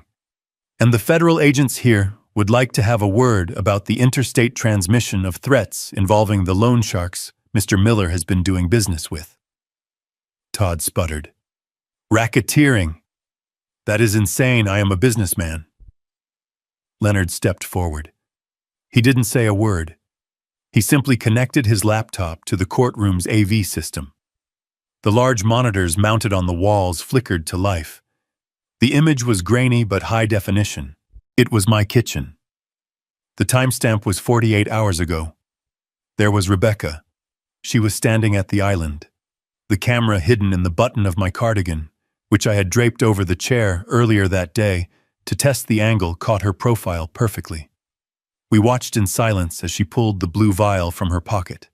We watched her uncork it. We watched the clear liquid drip into the soup. 1, 2, 3 drops. Rebecca, who was handcuffed and weeping in the jury box where they had seated her, looked up at the screen. She let out a low, keen sound like a wounded animal. There was no denying it. There was no parsley confusion. It was a calculated, cold-blooded dosing. Then the video cut. The screen went black and the audio took over. It was Todd's voice, crystal clear. 7 days, Sal. I know. 500,000. Todd squeezed his eyes shut. He knew that voice. He knew that fear. We force the issue. We get him committed. Once he is in, we liquidate him. The audio shifted. It was the sound of metal on metal. The sound of the tire iron hitting my safe. If Evans doesn't sign, we suffocate him with a pillow. The recording ended. The silence in the room was absolute. The court reporter had stopped typing, her mouth slightly ajar. The judge looked from the screen to the two defendants. His expression wasn't angry anymore. It was something worse. It was indifferent. He looked at them like they were waste that needed to be flushed. Mr. Banks, the judge said, turning to Leonard, I assume you have authentication for these chain of custody as established, Your Honor. Leonard replied, handing over a thick file. We also have Mr. King's actual medical records dated 3 days ago from the Mayo Clinic. He underwent a full neurological workup. He handed the file to the judge. MRI cognitive testing blood work, Leonard listed. His brain function is in the 99th percentile for his age. He isn't senile. Your Honor, he is probably sharper than anyone in this room. The judge flipped through the pages. He looked at the fake report Dr. Evans had signed, then at the real one. He closed the folder with a snap. This is a circus, he muttered. He looked at the federal agents. They are all yours. The agents moved in. They didn't use the standard handcuffs. They used the heavy transport chains, the ones that link your waist to your ankles. The sound of the heavy steel ratcheting shut was final. Clack, clack, clack. Todd tried to stand up to make one last speech, one last desperate attempt to spin the narrative. He set us up, Todd shouted, spit flying. It was entrapment. He wanted us to do it. He left the door open. He is the criminal. One of the agents simply pushed him down, not gently. You have the right to remain silent, the agent said, his voice devoid of emotion. I suggest you start using it right now, Mr. Miller, before you talk your way into the electric chair. Rebecca wasn't screaming anymore. She was catatonic. She stared at me as they hauled her up. Her eyes were empty black holes in a pale face. She looked at my suit. She looked at Leonard. She looked at the freedom I still possessed. Why, she whispered. It was a single word carrying the weight of a lifetime of entitlement. Because you broke the contract, Rebecca, I said softly, my voice carrying across the room. Parents take care of children. Children cherish parents. You mistook care for weakness, and you mistook my silence for stupidity. The agents hauled them toward the rear exit. The heavy doors opened, revealing a hallway lined with press. The flashbulbs popped like lightning, illuminating their shame in strobing bursts of white light. I watched them go. I watched the backs of their heads, the slump of their shoulders. I didn't feel joy. I didn't feel triumph. I felt a heavy, clean sense of completion, like washing a beaker after a long, dangerous experiment. The toxic elements were removed. The lab was safe.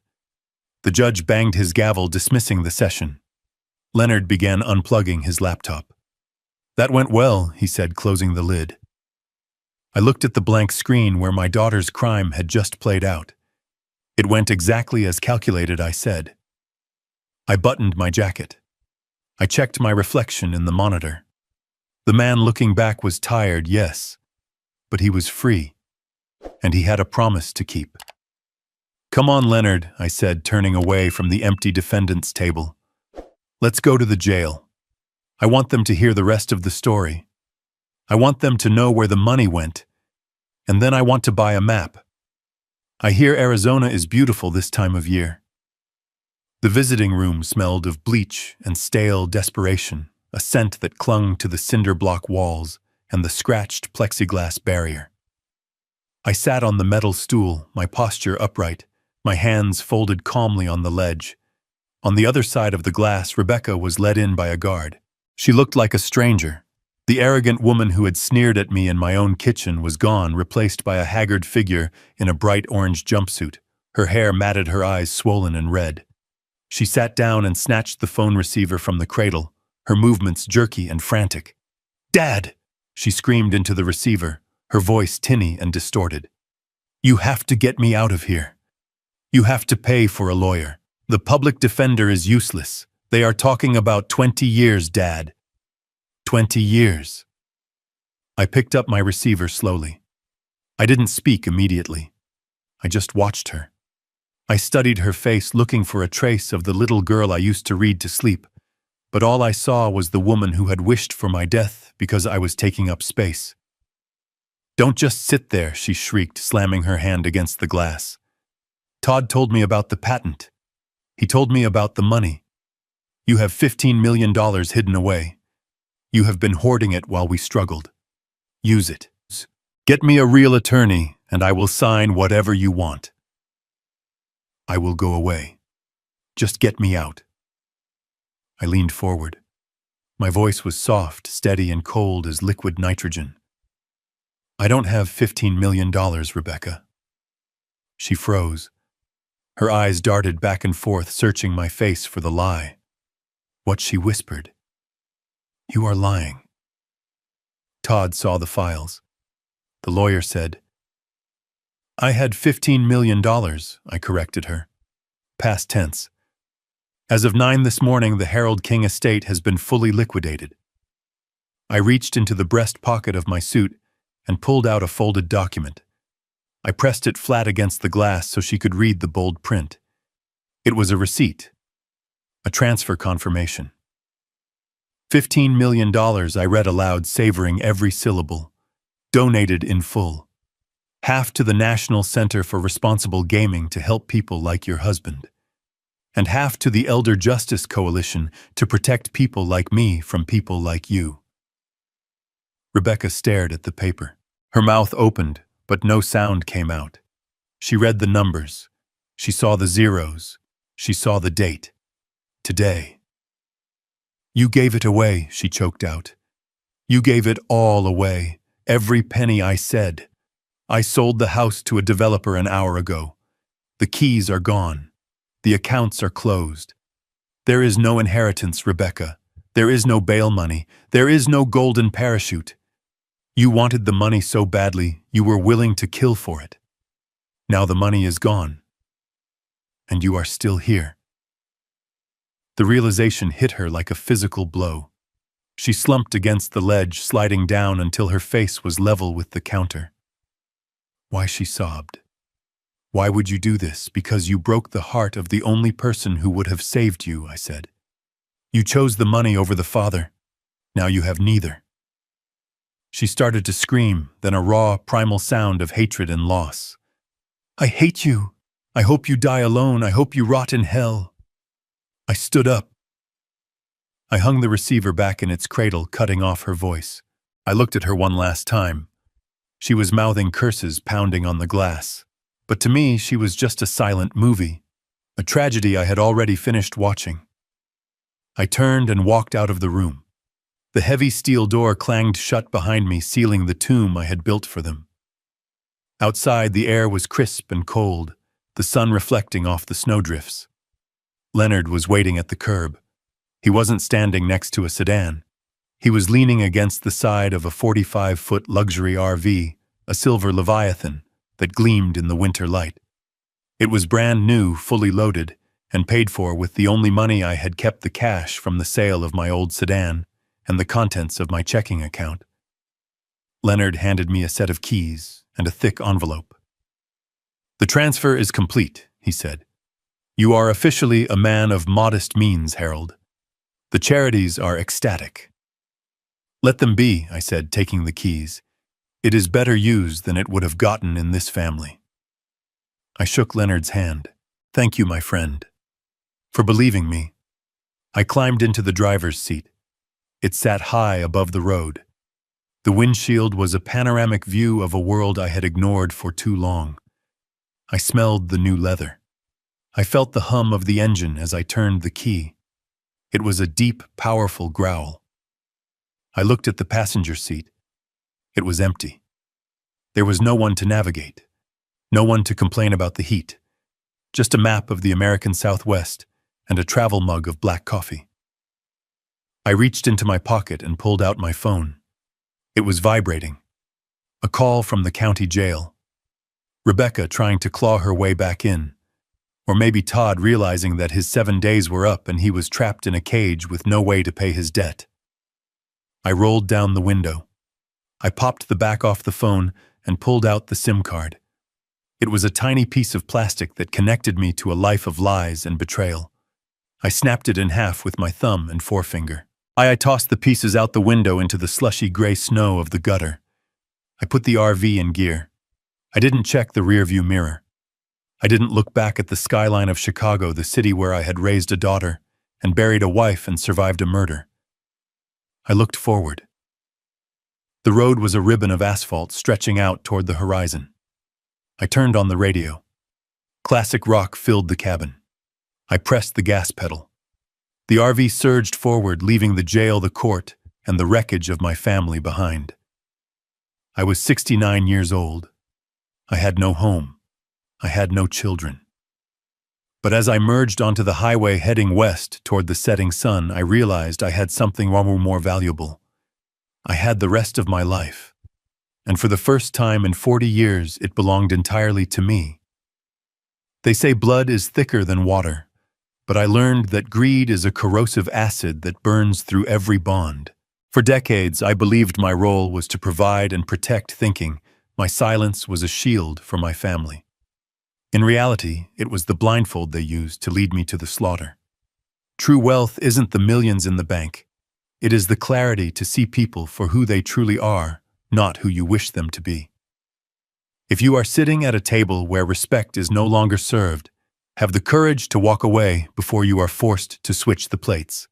If you have ever had to make the hard choice to cut off a toxic family member to save yourself, tell me your story in the comments below.